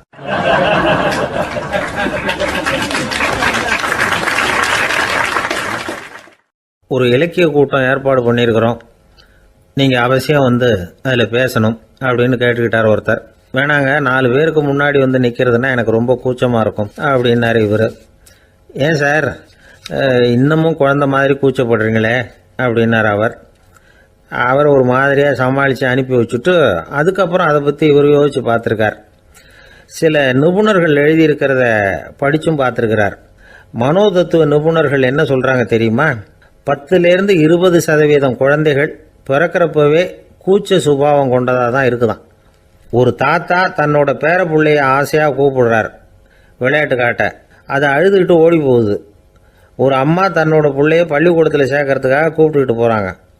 அந்த புள்ள அம்மாவோட முந்தானையில் ஒளிஞ்சிக்கிட்டு வெளில வரமாட்டேங்குது. இவங்களெல்லாம் எப்படி சமாளிக்கிறது? குழந்தைகளோட கூச்ச சுபாவத்தை போக்குறது எப்படி? இதுக்கு நிபுணர்கள் சில யோசனைகளை சொல்லியிருக்கிறாங்க. மற்றவங்களுக்கு முன்னாடி என் பையனுக்கு கூச்சம் ரொம்ப அதிகம் சார், மற்றவங்க பார்த்தா ரொம்ப வெக்கப்படுறான், இப்படி சொல்கிற அப்பாக்கள் உண்டு. என் பையன் புது மனுஷால பார்த்தா அட்டையாக ஒட்டிக்குவான் சார் அப்படின்னு சொல்கிற அப்பாக்களும் உண்டு. இப்படிலாம் குழந்தைகளுக்கு முத்திரை குத்துறது ரொம்ப தப்பான். புதுசாக யாராவது வீட்டுக்கு வந்தால் குழந்தை தானாக தன்னோட கூச்சத்தையும் பயத்தையும் போக்கிக்கிட்டு சகஜமாக மாறி வர்றதுக்கு வாய்ப்பு கொடுக்கணுமா. ஒரு கூட்டத்துக்கோ அல்லது சொந்தக்காரங்க கல்யாணத்துக்கோ குழந்தைய அழைச்சிட்டு போகிறீங்க, அங்கே போய் கட்டாயப்படுத்தி குழந்தைய மற்றவங்க கிட்ட பேச சொல்லக்கூடாது. சில சமயம் குழந்தை தானாக தன்னுடைய கூச்ச சுபாவத்தை விட்டு பேசுறதுக்கு முன் வந்தால் அதை பாராட்டணும். குழந்தை கலகலப்பு இல்லாமல் மௌனமாக இருந்ததுன்னா அதையும் கண்டுக்கக்கூடாது. குழந்தை பேச ஆரம்பித்தா அதை ஆர்வத்தோடு கவனிக்க தெரியணும். கலந்து உரையாடுற பழக்கத்தை வீட்லேயே ஆரம்பிக்கலாம். கேட்டதுக்கு பதில் சொல் அப்படின்னு நீங்கள் அதிகாரம் பண்ணிகிட்டு இருக்கக்கூடாது. அது குழந்தைக்கு பேசுகிற சந்தர்ப்பத்தை குறைச்சிருமா. இப்போ நாம் அதிகாரம் பண்ணால் கேலி செய்கிற பழக்கம் குழந்தைகளை ரொம்ப பாதிச்சிருமா. பெரியவங்களானதுக்கு அப்புறமும் சில பேர் கூச்சத்தோடவும் பயத்தோடவும் இருக்கிறதுக்கு இதுதான் காரணம். சின்ன வயசில் அவங்கெல்லாம் ஏதாவது கேலிக்கு ஆளாகி இருப்பாங்க. 2வது குழந்தை மூத்த குழந்தைய கேலிக்கு ஆளாகிற சந்தர்ப்பங்களை கண்டு கேலி பண்ணினா அது இளம் நெஞ்சங்களை விட்டு நீங்கிறதே இல்லையா. எப்பவும் குழந்தையோட நடை உடை பாவனைகளை பற்றி சொல்லிக்கிட்டே இருக்கக்கூடாதான். அதுவே கூச்ச சுபாவத்தை கொண்டுட்டு வந்துடுமா. அப்பா எங்கேன்னு யாராவது கேட்டால் இது மாதிரி இன்ன காரியத்துக்காக வெளியில் போயிருக்கார், இத்தனை மணிக்கு திரும்பி வருவார் அப்படின்னு சொல்கிற அளவுக்கு குழந்தைகளை பழக்கப்படுத்தி வைக்கணும். ஃபோன்லேயே யாராவது விசாரித்தா கூட இது மாதிரி பதில் சொல்லு அப்படின்னு சொல்லணும். சின்ன சின்ன மீட்டிங்கில் 4 வார்த்தை பேச தயார் பண்ணலாம். ஒரு கடையிலையோ அல்லது ஹோட்டல்லையோ ஏதாவது விவரம் கேட்கணும்னா உங்கள் குழந்தைய தைரியமாக அனுப்புங்க. குழந்தைகள் பணிவாகவும் பொறுமையாகவும் விவரம் கேட்குறப்போ கூச்ச சுபாவம் தானாக போயிடும். சின்ன வயசுலேயே இப்படிலாம் பழக்கப்படுத்தினா தான் வருங்காலத்தில் தைரியமாக இந்த சமுதாயத்தில் வாழ முடியும். இல்லைன்னா 60 வயசுலேயும் அடுப்பங்கரையை விட்டு வெளில வர்றதுக்கு கூச்சப்பட்டுக்கிட்டு தான் இருக்க வேண்டியிருக்கும். இந்த காலத்து பிள்ளைங்க எவ்வளவோ பரவாயில்ல, எதுக்கும் தயங்குறதில்ல, கூச்சப்படுறதில்ல. ஒரு அம்மா அடுப்பங்கரையிலேருந்து சத்தம் போட்டாங்க, டேய் ராமு, தயவு பண்ணி அந்த டிவியை நிறுத்துறா, அந்த பெண்ணோட குரல் மகா மோசம், அடுப்பங்கரையில் இருக்கிற என்னாலேயே அதை சகிச்சிக்க முடியல அப்படின்னாங்களாம். உடனே பையன் கொஞ்சம் கூட தயங்காமல் பதில் சொல்கிறான், அம்மா இந்த குரல் டிவியிலேருந்து வரல, எதிர்த்த விட்டு மாமி தான் இங்கே வந்திருக்கிறாங்க, அவங்க தான் இப்போ என்னோட பேசிக்கிட்டு இருக்கிறாங்க அப்படின்னு நான்.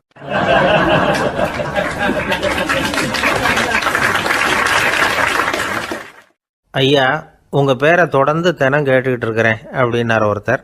தொடர்ந்து கேட்குறீங்களே, உங்களுக்கு காது வலிக்கலையா அப்படின்னு கேட்டோம். பேசுகிற உங்களுக்கே வாய் வலிக்கல அப்படிங்கிறப்போ கேட்குற எங்களுக்கு எப்படி காது வலிக்கும் அப்படின்னார். நம்ம உடம்புல ஒரு அதிசயம் என்ன தெரியுமா? ரொம்ப நேரம் நாம் நடக்கிறோம்னு வச்சுக்கோங்க, கால் வலிக்கும். ரொம்ப நேரம் வேலை செஞ்சால் கை வலிக்கும், உடம்பு வலிக்கும். ரொம்ப நேரம் பார்த்துக்கிட்டே இருந்தால் கண்ணு வலிக்கும். ரொம்ப நேரம் பேசிக்கிட்டே இருந்தால் வாய் கூட வலிக்கும். ஆனால் ரொம்ப நேரம் கேட்டுக்கிட்டே இருக்கிறதுனால காது வலிக்கிறது இல்லை. அதனால் கேட்கறதுக்கு முக்கியத்துவம் கொடுத்தாங்க நம்ம பெரியவங்க. திருவள்ளுவர் தேவையில்லாமல் வார்த்தைகளை உபயோகப்படுத்த மாட்டார். ஒரு திருக்குறள்னு எடுத்துக்கிட்டாவே அதில் மொத்தம் 7 வார்த்தைகள், அவ்வளவுதான். அப்படி 7 வார்த்தைகள் மட்டுமே உள்ள ஒரு திருக்குறளில் வள்ளுவர் ஒரே வார்த்தையை 5 தடவை உபயோகப்படுத்தியிருக்கிறார், திரும்ப திரும்ப பயன்படுத்தியிருக்கிறார். அப்படின்னா அதை எந்த அளவுக்கு வலியுறுத்தி சொல்கிறார் அப்படிங்கிறத நாம் புரிஞ்சுக்கணும். அது என்ன குறள்? செல்வத்துள் செல்வம் செவிச்செல்வம், அச்செல்வம் செல்வத்துள் எல்லாம் தலை. செவிச்செல்வம்ங்கிறது அவ்வளவு முக்கியமானது. கற்றலின் கேட்டல் நன்று. அதிகம் கேட்கணுங்கிறதுக்காகத்தான் எவ்வளவு கேட்டாலும் காது வலிக்கிறதில்ல. குறைச்சலாக பேசணும், அதிகமாக கேட்கணும். இன்னொரு விஷயம் கவனிங்க, நம்ம உடம்புல கண்ணுக்கு மூடி இருக்குது, எதையாவது நாம் பார்க்க விரும்பலைன்னா உடனே கண்ணை மூடிக்கலாம். நம்ம வாய்க்கு மூடி இருக்குது, பேச விருப்பம் இல்லையா, வாயை மூடிக்கலாம். மூக்குக்கு கூட மூடிக்கிற வசதி இருக்குது, எதையாவது முகர விருப்பம் இல்லையா, மூச்சை அடக்கிக்கலாம். ஆனால் பாருங்கள், காதுக்கு மூடி கிடையாது, அதை கையால் தான் மூட முடியும். யார் என்ன சொன்னாலும் அது நல்லதோ கெட்டதோ காதில் விழுந்துக்கிட்டு தான் இருக்கும். அறிவு தான் நல்ல விஷயங்களை எடுத்துக்கிட்டு கெட்ட விஷயங்களை விட்டுடணும். நல்ல கருத்துக்கள் நம்ம காதில் நிறைய விழுந்துக்கிட்டே இருக்கணும். அதை கேட்டு நாம் நல்லபடியாக வாழணுங்கிறது தான் படைப்பின் விருப்பம். ஆன்மீகவாதிகள் கூட ஒன்று சொல்லுவாங்க, அதாவது ஆன்மீக பாதையில் நீங்கள் முன்னேறணும்னா முதல்ல சிரவணம் செய்யணும்பாங்க. அதாவது பெரியவங்க சொல்கிற நல்ல கருத்துக்களை கேட்கணும் அப்படின்னு அதுக்கு அர்த்தம். அதனால் யார் நல்ல கருத்துக்களை சொன்னாலும் அதை காது கொடுத்து கேளுங்க. இவ்வளவு கருத்துக்களையும் நம்ம நேயர் ஒருத்தர்கிட்ட சொல்லிகிட்டு இருந்தோம். அவரும் சரி சரின்னு தலையாடிக்கிட்டே இருந்தார். அப்புறம் சொன்னார், நீங்கள் சொல்கிறது சரிதான் சார், காதுக்கு மூடி இல்லைங்கிறது ரொம்ப சரி. அதனால தான் உங்கள் தகவல் கூட நாங்கள் விரும்புகிறோமோ இல்லையோ தினம் காதில் விழுந்துக்கிட்டு இருக்குது அப்படின்னார். எங்களுக்கு ரொம்ப பெருமையாக இருந்தது. அப்படியா அப்படின்னோம். ஆனாலும் என்ன மாதிரி சில பேர் நீங்கள் தகவல் சொல்கிற சமயத்தில் காதில் மூடி இல்லையேன்னு சொல்லி கவலைப்படுறதில்ல சார் அப்படின்னார். ஏன்னு கேட்டோம். காதை மூடுறதுக்கு தானே வசதி இல்லை, ரேடியோவை மூடுறதுக்கு வசதி இருக்குதுல்ல, அதனால் டக்குன்னு அதை மூடி வச்சுருவோம் அப்படின்னார்.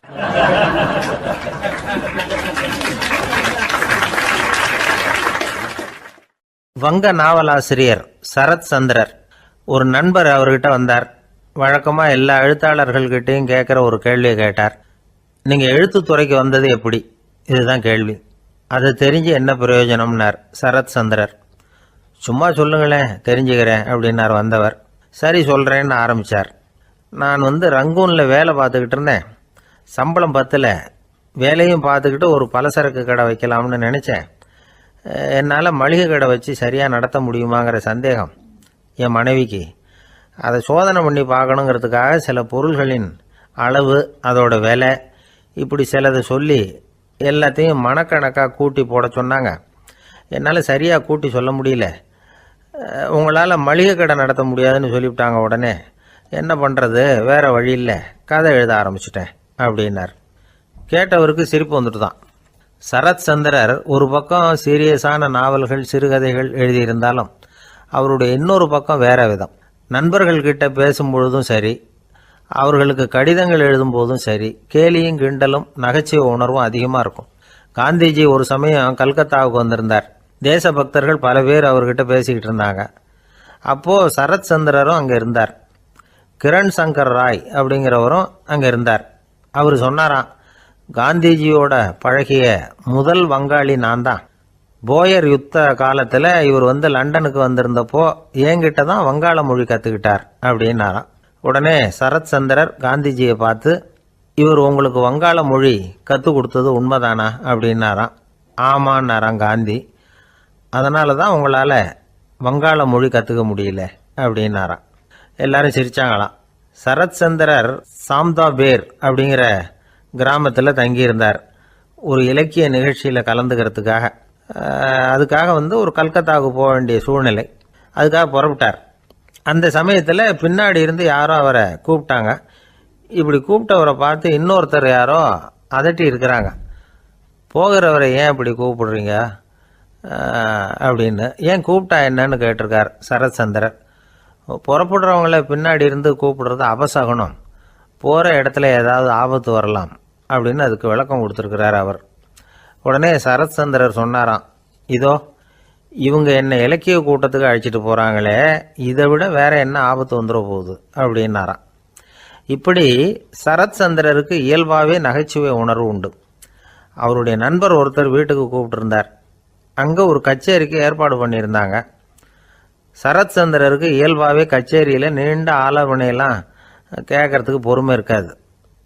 அதனால் மெதுவாக பாட போகிறவர் எப்படி அப்படின்னு கேட்டிருக்கார். அவருக்கு ரொம்ப நல்லா பாட தெரியும் அப்படின்னு சொல்லியிருக்கிறாங்க. அதுக்கு சரத்சந்திரர், பாட தெரியுங்கிறது சரி, பாட்டை நிறுத்த தெரியுமா அதை சொல்லுங்க முதல்ல அப்படின்னாராம்.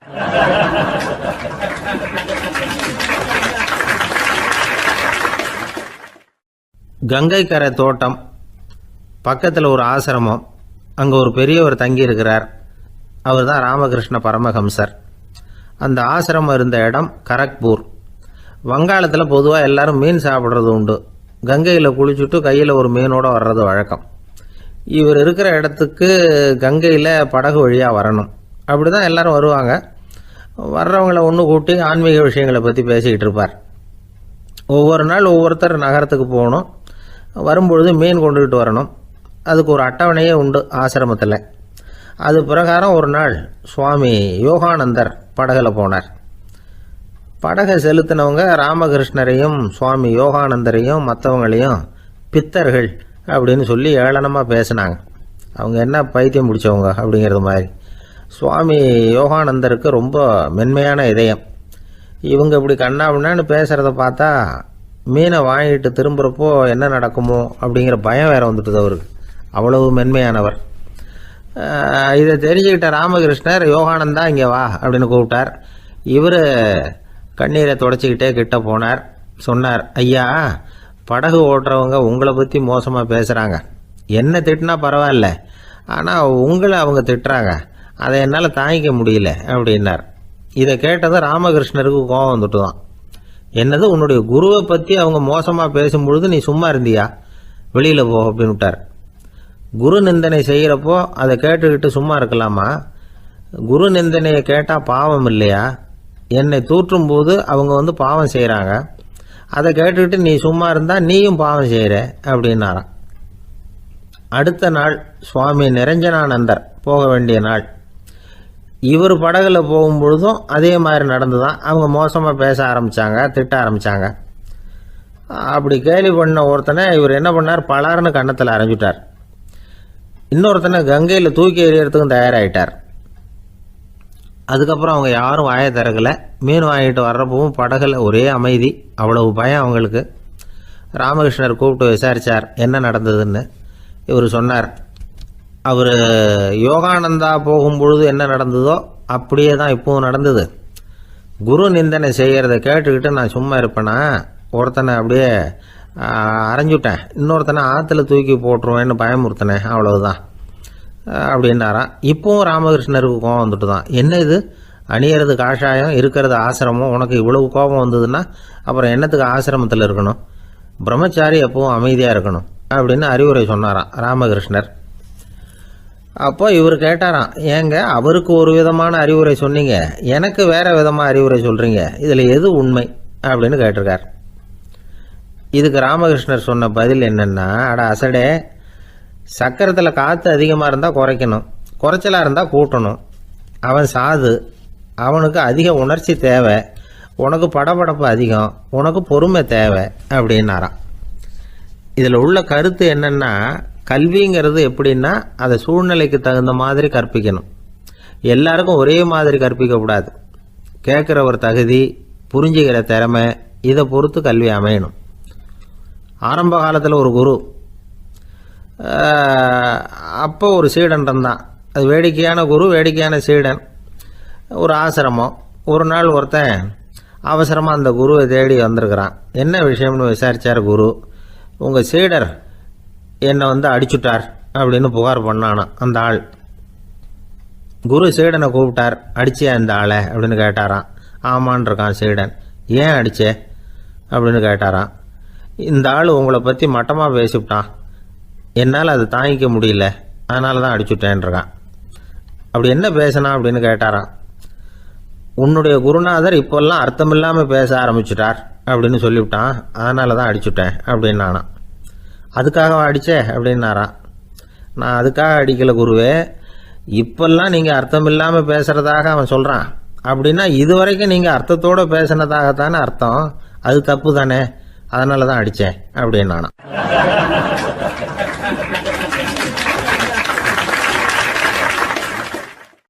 ஒரு பெரியவர் உட்கார்ந்துருக்கிறார். அவரை சுற்றி அவருடைய தோழர்கள் உட்கார்ந்துருக்கிறாங்க. ஏதோ ஒரு முக்கியமான செய்தியை அவர் அவங்களுக்கு சொல்லிகிட்டு இருக்கிறார். அவங்களும் ஆர்வமாக கேட்டுக்கிட்டு இருக்கிறாங்க. இந்த சமயத்தில் யாரோ ஒரு ஆள் வேகமாக அங்கே வர்றார். வர்ற வேகத்திலேயே எனக்கு ஏதாவது உதவி செய்யுங்க அப்படின்னு கேட்டுக்கிட்டே வர்றார். கேட்கறது உதவி, ஆனால் குரல் மிரட்டுறது மாதிரி இருக்குது, அதட்டி கேட்கறது மாதிரி இருக்குது. இதை கேட்டதும் அந்த பெரியவர் ஆத்திரப்படலை, ஆனால் அவரை சுற்றி இருந்தவங்க ஆத்திரப்பட்டாங்க. இதை பெரியவர் கவனித்தார். கொஞ்சம் அமைதியாக இருங்கன்னார். வந்தவரை கூப்பிட்டார். அவருக்கு சில பொருள்களை கொடுத்தார். என்னங்க இப்போ உங்களுக்கு மகிழ்ச்சி தானே அப்படின்னார். ஆ அப்படின்னு அலட்சியமாக அவர் சொல்கிறார். நான் உங்களை நல்ல முறையில் நடத்தினேன்னா அப்படின்னு கேட்குறாரு அவர் மறுபடியும். அதெல்லாம் ஒன்றும் இல்லை அப்படின்னு சொல்லி அவர் சொல்லிகிட்டு இருக்கிறாரு. குரலில் கடுமை குறையில. சுற்றி இருந்தவங்களால இதை பொறுத்துக்க முடியல. கோபத்தோடு அவரை நோக்கி நெருங்க ஆரம்பித்தாங்க. பெரியவர் அவங்களையெல்லாம் தடுத்து நிறுத்தினார். வந்தவரை வாங்க என்னோட அப்படின்னு சொல்லி அழைச்சிட்டு போனார். வீட்டுக்கு போனார். அங்கே போனதும் இன்னும் சில பொருள்களை எடுத்து அவர்கிட்ட கொடுத்தார். இப்போ திருப்தி தானே, நான் உங்ககிட்ட நல்ல முறையில் நடந்துக்கிட்டேனா அப்படின்னார். அவர் முகம் இப்போ தான் கொஞ்சம் மலர்ந்தது. ரொம்ப நன்றி, இறைவன் உங்கள் குடும்பத்துக்கு எல்லா நன்மைகளையும் செய்வான் அப்படின்னு சொன்னார். இதே வார்த்தைகளை என்னுடைய தோழர்கள்கிட்டே சொல்லிட்டீங்கன்னா அவங்க கோபம் தணிஞ்சிரும், வர முடியுமான்னார். கண்டிப்பாக வர்றேன் அப்படின்னாரு. மறுநாள் காலையில் அந்த இடத்துக்கு வந்தார். அதே மாதிரி சொல்லிவிட்டு அவர் போயிட்டார். தோழர்கள்லாம் ரொம்ப வியப்போடு பெரியவரை பார்த்தாங்க. அந்த பெரியவர் தான் நபிகள் நாயகம். அவர் சொன்னார், ஒருத்தன் ரொம்ப ஆசையாக ஒரு ஒட்டகத்தை வளர்த்துக்கிட்டு வந்தான். ஒரு நாள் அந்த ஒட்டகம் கயத்தை அறுத்துக்கிட்டு ஓடி போயிட்டுது. அக்கம் பக்கத்தில் இருக்கிறவங்கெல்லாம் அந்த ஒட்டகத்தை பிடிக்கிறதுக்கு முயற்சி பண்ணாங்க. அதை துரத்திக்கிட்டு ஓடினாங்க.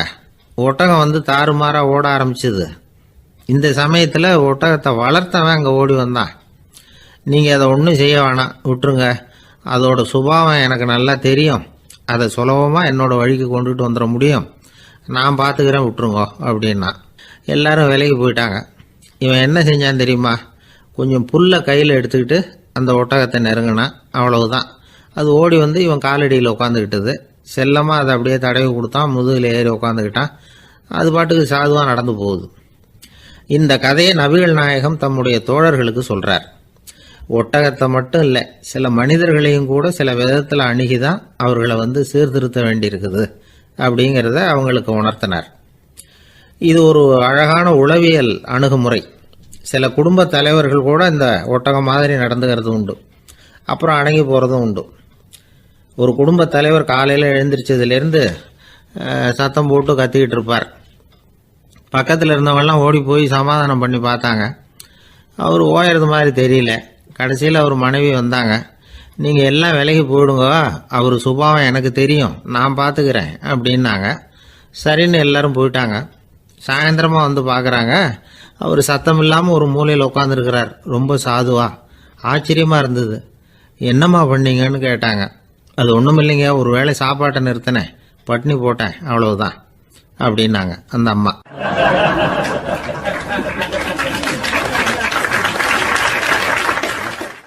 தேசத்து மேலையும் தாய்மொழி பேர்லையும் செலுத்துற அன்புக்கு அபிமானம்னு பேர். தேசாபிமானம்னு சொல்றமே இதுதான். ஒரு கணவன் மனைவி பேர்ல காட்டுற அன்புக்கு காதல்னு பேரு. கடவுள் பேர்ல செலுத்துற அன்புக்கு பக்தின்னு பேரு.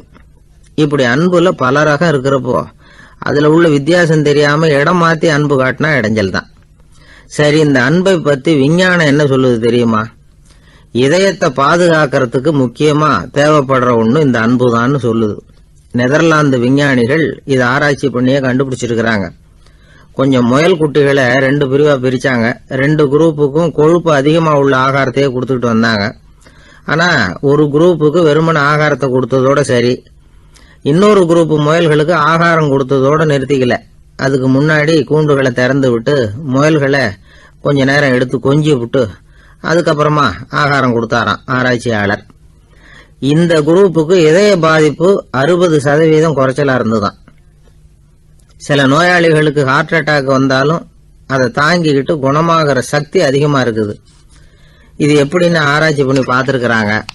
அவங்கெல்லாம் மனைவி தன் பேர்ல ரொம்ப அன்பா இருக்கிறதாக நினைக்கிறவங்களா இருக்கிறாங்களாம். இதய நோயாளிகள் பல பேரை சந்திச்சு இதய நோய் ஏற்பட என்ன காரணம்னு கேட்டிருக்கிறாங்க. அவங்க சொன்ன காரணம்லாம் சாப்பாடு சம்பந்தமா இல்லையா, மனைவி அன்பா இல்ல, இப்படிப்பட்ட காரணத்தை தான் சொல்றாங்களாம். அதனால இதயத்தை பாதுகாக்கணும்னு நினைக்கிறவங்க அடுத்தவங்க அன்பா இருக்கிறது மாதிரி பாத்துக்குங்க, அதுதான் முக்கியம்.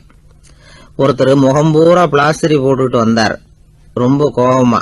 என்னங்க ஆச்சுன்னு விசாரிச்சேன். எல்லாம் உங்களால தான் சார்னார். விவரமா சொல்லுங்களேன். என்ன உங்க தகவலை கேட்டுட்டு ஒரு பூனைக்குட்டியை கையில எடுத்தேன், அன்பா அதை தடவி கொடுக்கறதுக்காக. ஆனா அது முந்திக்கிட்டது, அது என் முகத்தை தடவி கொடுத்துட்டுது. முகம் பூரா நகை கீறல், அதுதான் இப்படி அப்படின்னார்.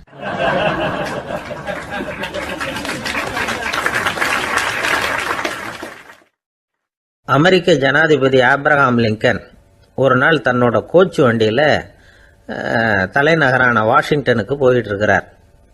கோச்சு வண்டி ஒரு சாலையில் போயிட்டு இருக்கு. அந்த சாலைக்கு ஒரு பக்கத்தில் பயங்கரமான சதுப்பு நிலம்.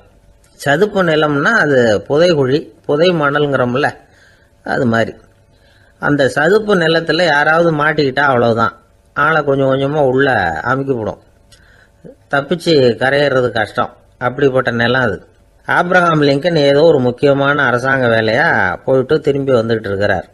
அதனால அந்த சமயத்தில் அவர் விலை வசந்த ஆடைகளை அணிஞ்சிருக்கிறார். அப்படி அவர் அந்த கோச்சு வண்டியில் வந்துகிட்டு இருக்கிறாரு. அந்த சமயத்தில் ஒரு காட்சி அவர் கண்ணில் பட்டுட்டுது. என்ன தெரியுமா? ரோட்டுக்கு பக்கத்தில் இருந்த சதுப்பு நிலத்தில் ஒரு இளம் பன்றி குட்டி சிக்கிக்கிட்டு தவிச்சுக்கிட்டு இருக்குது. பரிதாபமாக கத்திக்கிட்டு இருக்குது. அதை பார்த்தார் லிங்கன். அவருக்கு என்ன மாதிரி ஆயிட்டுது. உடனே வண்டியை நிறுத்த சொன்னார். கீழே இறங்கினார். தன்னோட விலை வசந்த ஆடைகளை பற்றி லட்சியம் பண்ணவே இல்லை. தனக்கே ஆபத்து வரலாம்ங்கிறத பற்றியும் கவலைப்படலை. தான் ஒரு குடியரசுத் தலைவருங்கிறத பற்றியும் அவர் நினச்சி பார்க்கல. நேராக அந்த சதுப்பு நிலம் பக்கமாக போனார். அந்த சேத்துல இறங்கி பன்றிக்குட்டியை காப்பாற்றி கரைக்கு கொண்டுட்டு வந்து சேர்த்துட்டார். அதுக்கப்புறம் நிம்மதியாக கோச்சு வண்டியில் ஏறி வெள்ள மாளிகைக்கு வந்து சேர்ந்தார். ட்ரெஸ்ஸு, உடம்பு பூரா சேறு சகதி. பார்க்குறவங்களுக்கெல்லாம் ஆச்சரியமாக போச்சு. அவங்களுக்கு ஒன்றும் புரியல. இவர் நேராக ட்ரெஸ்ஸு மாற்றிக்கிறதுக்காக போனார். கோச்சு வண்டி ஓட்டிகிட்டு வந்தவன் கிட்ட போய் எல்லாரும் கேட்டாங்க என்ன ஆச்சு அப்படின்னு. அவர் வர்ற வழியில் நடந்த விவரத்தை சொன்னார். ஆப்ரஹாம் லிங்கனுடைய இந்த இறக்க குணத்தை எல்லாரும் பாராட்டினாங்களாம், புகழ்ந்தாங்களாம். ஆனால் இதுக்கு லிங்கன் என்ன பதில் சொன்னார் தெரியுமா? தயவு பண்ணி இந்த புகழ்ச்சியான பேச்சையெல்லாம் ஒதுக்குங்க, அதெல்லாம் வேணாம். அந்த சின்ன பிராணி சகதியில் மாட்டிக்கிட்டு துடிச்சிக்கிட்டு இருந்தது, அதை பார்த்தேன். உடனே என்னுடைய இதயத்தில் ஒரு முள்ளு தைச்சது மாதிரி ஒரு உணர்வு. அந்த முள்ளை பிடுங்கி எறிஞ்சேன், அவ்வளவுதான். உண்மையில் அந்த பிராணிக்கு நான் உதவினேங்கிறத விட எனக்கு ஏற்பட்ட இன்னலை போக்கிட்டேன் அப்படிங்கிறது தான் உண்மை. அதுதான் பொருத்தம். அப்படி இருக்கிறப்போ இதில் புகழறதுக்கு என்ன இருக்குது அப்படின்னார் ஆப்ரஹாம் லிங்கன். எவ்வளவு யதார்த்தமான வார்த்தைகள் பாருங்க. இந்த காலத்தில் நம்மளையும் பல பேர் அப்படி உண்டு. நீச்சல் தெரியாத ஒரு ஆள் தண்ணியில் இறங்கிட்டான். தண்ணி ஆழங்கிறது அப்புறமா தான் தெரிஞ்சுது. தத்தளிக்க ஆரம்பிச்சுட்டான்.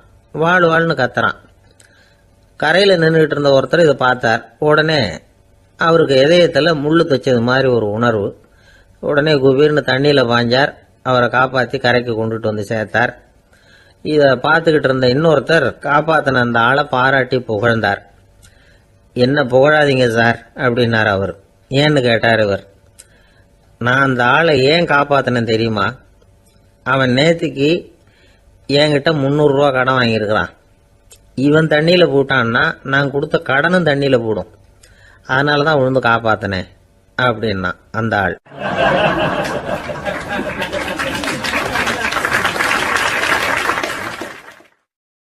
ஒருத்தர் ரொம்ப அவசரமாக போயிட்டு இருந்தார். எங்கே சார் போகிறீங்கன்னு கேட்டோம். எனக்கு வேண்டியப்பட்ட ஒருத்தருக்கு குழந்தை பிறந்திருக்கிறதாக செய்தி வந்திருக்கு, அதுதான் ஆஸ்பத்திரிக்கு போயிட்டுருக்கேன், பார்த்துட்டு வரலாம்னு அப்படின்னார். அப்படின்னா கொஞ்சம் இப்படி உட்காருங்க அப்படின்னோம். சில விவரமெல்லாம் சொல்கிறேன், கேட்டுட்டு போங்க அப்படின்னோம். உட்காந்தார். அப்புறம் சொல்ல ஆரம்பித்தோம். புதுசாக பிறந்திருக்கிற ஒரு குழந்தைய பார்க்க போகிறதுன்னா அது சாதாரண விஷயம் இல்லை. அதில் ரொம்பவும் கவனமாக நடந்துக்கணும். புது குழந்தைக்கு நோய் சுலபமாக தொற்றும். முக்கியமாக காற்று மூலமாக பரவுற நோய்கள் சுலபமாக வந்துடும். அதனால் நமக்கு உடம்பு சரியில்லைன்னா குழந்தைய விட்டு கொஞ்சம் தள்ளியே இருக்கிறது தான் நல்லது. பெரியவங்களை பொறுத்த வரைக்கும் சாதாரணமாக உள்ள ஒரு கிருமி கூட குழந்தைய பொறுத்த வரைக்கும் ரொம்ப மோசமான ஒரு கிருமியாக இருக்கும். சில வெளிநாடுகளில் எப்படி தெரியுமா? பிறந்த குழந்தை தூங்கிக்கிட்டு இருக்கிற ஒரு ரூமுக்கு போகணும்னா போகிறவங்க முகமூடி போட்டுக்கணும். காலணிகளை மாற்றிக்கணும். அவ்வளவு சுத்தமாக உள்ளே போய் பார்த்துட்டு வரணும். பொதுவாக சில ஆஸ்பத்திரிகளில் பார்த்தீங்கன்னா பார்வையாளர்கள் நேரத்தில் விசிட்டிங் ஹவர்ஸ் தாயை விட்டு குழந்தைய தனியாக பிரித்து வச்சுருவாங்க. எதுக்குன்னு நினைக்கிறீங்க? அந்த நேரம் பல பேர் வருவாங்க போவாங்க. அவங்க கை கால் சுத்தமாக இருக்காது. சுத்தமில்லாத கைகள் மூலமாக கிருமிகள் பரவும். சுத்தமில்லாத கைன்னா மண்ணு தூசி படிஞ்சிருக்கிற கை மட்டும் தான் அர்த்தம் இல்லை. சாலையில் கையை வீசிக்கிட்டு நடந்து வர்றீங்க, குழந்தைய பொறுத்த வரைக்கும் அது கூட சுத்தம் இல்லாத கை தான். தாயை தவிர மற்றவங்க குழந்தைய தூக்காமல் பார்த்துக்கிறது நல்லது. தாய் கூட அளவோட கொஞ்சிறதோட நிறுத்திக்கணும். புதுசாக ஒரு குழந்தைய பெற்றுருக்கிற பொண்ணுக்கிட்ட மற்ற தாய்மார்கள் ஏதாவது சொல்லிக்கிட்டே இருப்பாங்க. குழந்தைய அப்படி வளர்க்கணும் இப்படி வளர்க்கணும் அப்படின்னு ஏதாவது அட்வைஸ் பண்ணிக்கிட்டே இருப்பாங்க. இப்படி ஓவராக அறிவுரை பண்ணுறது அந்த பொண்ணை குழப்பி விட்டுரும். அதனால் அப்படிலாம் பண்ணக்கூடாது. அந்த பெண்ணே ஏதாவது கேட்டால் கூட டாக்டர் சொல்ல வேண்டிய விவரங்களை எல்லாம் நாமே சொல்லிக்கிட்டு இருக்கக்கூடாது. புதுசாக பிறந்திருக்கிற குழந்தைய மட்டும்தான் இப்படி பார்க்கணும்னு இல்லை. ஒரு நோயாளி குழந்தைய பார்க்க போகிறதுனா கூட ரொம்ப எச்சரிக்கையாக தான் நடந்துக்கணும். ஒரு தின்பண்டமோ விளையாட்டு சாமானோ அந்த குழந்தைக்கு நாம் வாங்கிட்டு போகிறதா வச்சுக்குவோம். அதை நேராக கொண்டுகிட்டு போய் அந்த குழந்தைகிட்டே கொடுக்கக்கூடாது. அதோட அப்பா அம்மா கிட்ட ரகசியமாக கொடுக்கலாம். அவங்க முடிவு பண்ணட்டும் குழந்தைகிட்ட அதை கொடுக்கலாமா வேண்டாமாங்கிறத. அவங்களுக்கு தான் தெரியும் அதோட மனசும் உடம்பும். உங்கள் அக்கறையை காட்டுறதா நினச்சிக்கிட்டு குழந்தை வாயில் எதையும் கொண்டுட்டு போய் போடாதீங்க. போகிறப்போ உங்கள் வீட்டு குழந்தையும் அழைச்சிட்டு போகாதீங்க. இது நோயை வாங்கிட்டு வந்துடும், அல்லது புதுசாக ஒரு நோயை அதுக்கிட்ட கொடுத்துட்டு வந்துடும். என்னதான் உங்களுக்கு பழக்கமான குழந்தையா இருந்தால் கூட அதுக்கு விருப்பம் இல்லைன்னா பேசக்கூடாது. அங்கே போய் அவங்க பள்ளிக்கூடத்தை ஞாபகப்படுத்திட்டு இருக்கக்கூடாது. நோயில் இருக்கிறப்ப ஸ்கூலை பற்றி பேச அது விரும்பாது. ஆஸ்பத்திரியை விட்டு வெளியில் புறப்படுறப்போ குழந்தைகிட்ட சொல்லணும்னு அவசியம் இல்லை. அதோட அப்பா அம்மா கிட்ட சொல்லிவிட்டு புறப்பட்டா போதும். குழந்தை கோபிச்சிக்காது. சமூக சம்பிரதாயத்தை பற்றி அது கவலைப்படுறதில்லை. இப்படி எல்லா விவரமும் நம்ம எதிரில் உட்காந்துருந்தவங்க கிட்ட சொல்லி முடித்தோம். ரொம்ப நன்றி சார் அப்படின்னு சொல்லிவிட்டு அவர் புறப்பட்டார். குழந்தைங்க கொஞ்சம் வளர்கிற வரைக்கும் தான் நாம் எச்சரிக்கையாக இருக்கணும்னு இல்லை, வளர்ந்த பிறகு இன்னும் எச்சரிக்கையாக இருக்கணும். ஒரு பையன் பள்ளிக்கூடத்துலேருந்து திரும்பி வீட்டுக்கு வந்தான். முகம் பூரா நகத்தால் கீறி இருந்தது. அப்பா பார்த்து பயந்துட்டார். யாருடா உன்னை இப்படி பண்ணது அப்படின்னார். என் கூட படிக்கிற இன்னொரு பையன்னா. நாளைக்கு உன் கூட பள்ளிக்கூடத்துக்கு வர்றேன், நீ எனக்கு அவனை அடையாளம் காட்ட முடியுமான்னார். அது ரொம்ப சுலபம் நான் பையன். எப்படின்னார் அப்பா. அவன் காதில் ஒன்று கையோடு எடுத்துகிட்டு வந்திருக்கிறேன், இதோ என் பையில தான் வச்சுருக்கேன் அப்படிங்கிறான் அந்த பையன்.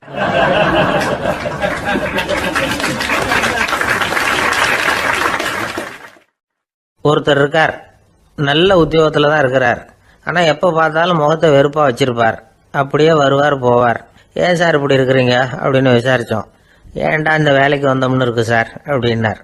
உங்கள் வேலை உங்களுக்கு பிடிக்கலையா அப்படின்னு கேட்டோம். இல்லைன்னார். இப்படிப்பட்டவங்க வெற்றிகரமான வாழ்க்கை வாழ முடியாது. இது நிபுணர்கள் கருத்து. வேலையை நேசிக்க தெரிந்தவர்கள் வெற்றி பெறுவார்கள் அப்படிங்கிறாங்க அவங்க. எந்த துறையாக இருந்தாலும் சரி, அந்த துறையில் வெற்றிகரமாக இருக்கிறவங்கள விசாரித்து பாருங்கள். எனக்கு என்னுடைய வேலை ரொம்ப பிடிக்கும் அப்படின்னு சொல்கிறவங்களா தான் இருப்பாங்க. அப்படி இருந்தால் தான் அது வெற்றிகரமாக இருக்க முடியுது அவங்களால. ஒருத்தனுக்கு பிடித்தமான பொழுதுபோக்கே அவனுடைய தொழிலாக இருந்துட்டுதுன்னா அவனை மாதிரி கொடுத்து வச்சவன் வேற யாரும் இல்லை அப்படிங்கிறார் பெர்னாட் ஷா. ஒரு தடவை மன்னர் ஹுமாயூன் உயிரை தண்ணீர் முண்டு ஊற்றுகிற தொழிலாளி ஒருத்தர் காப்பாற்றினாராம் அந்த ஹுமாயூன் உயிரை. உடனே மன்னர் கேட்டிருக்கார், உனக்கு என்ன வேணும்னாலும் கேளு தரேன், உயர் பதவி வேணுமா அப்படின்னு கேட்டாராம். மன்னா, மக்களின் தாகம் தீர்க்கக்கூடிய இந்த பணியை விட உயர்ந்தது உண்டா அப்படின்னாராம் அந்த தொழிலாளி. அவரால் அவருடைய வேலையை நேசிக்க முடிஞ்சுது, அதனால் மகிழ்ச்சியாக இருக்க முடிஞ்சுது. நாமெல்லாம் அப்படி இல்லை. வேலை கிடைக்கிற வரைக்கும் கிடைச்சா போதும் அப்படின்னு இருக்கோம். கிடைச்சதுக்கப்புறம் ஏன்டா இந்த வேலைக்கு வந்தோம்னு ரொம்பவும் அழுத்துக்குவோம். சரி, நாம் இருக்கிற இடத்துல நாம் வெற்றிகரமாக இருக்க வழி உண்டா அப்படின்னா உண்டுன்னு சொல்கிறாங்க. அதாவது மன இயல் நிபுணர்கள் இருக்கிறாங்க இல்லையா, அவங்க அதுக்கு முக்கியமாக 6 வழிகள் சொல்கிறாங்க. நீங்கள் ஒரு அலுவலகத்தில் வேலை பார்க்குறவரா அப்படின்னா இதை கேளுங்க. அதாவது உங்கள் மேலதிகாரி எதிர்பார்ப்புக்கு தகுந்த மாதிரி உங்கள் வேலை இருக்குதா? அப்படி இல்லைன்னா முதல்ல உங்கள் வேலையின் தரம் உயரணும். உங்களுக்கு மேலே கீழே வேலை பார்க்குற பணியாளர்கள்கிட்ட நல்ல விதமாக பழகுறீங்களா? அந்த உறவு முறையில் ஏதாவது குறை இருந்தால் அதை கண்டுபிடிச்சி சரி பண்ணுங்க. நம்பிக்கைக்கு உரியவர் அப்படின்னு நீங்கள் பேர் எடுக்கணும். நீங்கள் எடுக்கிற முடிவு நல்ல முடிவாக தான் இருக்கும் அப்படின்னு அடுத்தவங்க சொல்லணும். உங்க தோற்றத்துக்கு முக்கியத்துவம் கொடுங்க. இது மனம் உடல் ரெண்டும் சம்பந்தப்பட்டது. அதனால மனசையும் ஆரோக்கியமா வச்சிருக்கணும், உடம்பையும் ஆரோக்கியமா வச்சிருக்கணும். உங்களுடைய நிர்வாகம் செயல்படுற விதத்தை நல்லா புரிஞ்சு வச்சுக்கணும். உங்களுடைய நிர்வாகம் இப்போ ஒரு காரியம் செய்யுதுன்னு வச்சுங்க, ஏன் அப்படி செய்யுது, எதுக்காக அப்படி செய்யுது, அதனுடைய குறிக்கோள் என்ன, அது நீடிக்கிறதுக்கு காரணம் என்ன, இதையெல்லாம் தெரிஞ்சுக்கணும். சிரிப்புக்கு வஞ்சகம் பண்ணக்கூடாது, நல்லா சிரிக்கணும், அப்போதான் அது திரும்ப கிடைக்கும். கடந்த கால தோல்வியை பற்றி கவலைப்படக்கூடாது. முதலாளி விருப்பம் தெரிஞ்சு நடந்துக்கிறது நல்லது தான். அதுக்காக காக்கா பிடிக்கணுங்கிற அவசியம் இல்லை. உங்களுக்கு ஒரு பொறுப்பான வேலை கிடைக்குது, உடனே சத்தம் குழப்பம் அப்படின்னு சூழ்நிலையை இறுக்கமாக ஆக்கிடக்கூடாது. எந்த சூழலையும் இயல்பாக கையாளக்கூடியவர் அப்படிங்கிறத காட்டணும். இதெல்லாம் உங்கள் துறையில் நீங்கள் வெற்றி பெற நிபுணர்கள் சொல்கிற யோசனைகள். இவ்வளவு விவரமும் சொல்லிவிட்டு ஒருத்தரை பார்த்து கேட்டோம், இப்போ சொல்லுங்க, நீங்கள் செய்கிற வேலை உங்களுக்கு பிடிச்சிருக்குதா அப்படின்னோம். ரொம்ப ரொம்ப பிடிச்சிருக்குது அப்படின்னார். சரி, என்ன செஞ்சிட்டு இருக்கிறீங்க அப்படின்னு கேட்டோம். சும்மா தான் இருக்கிறேன் அப்படின்னார் அவர்.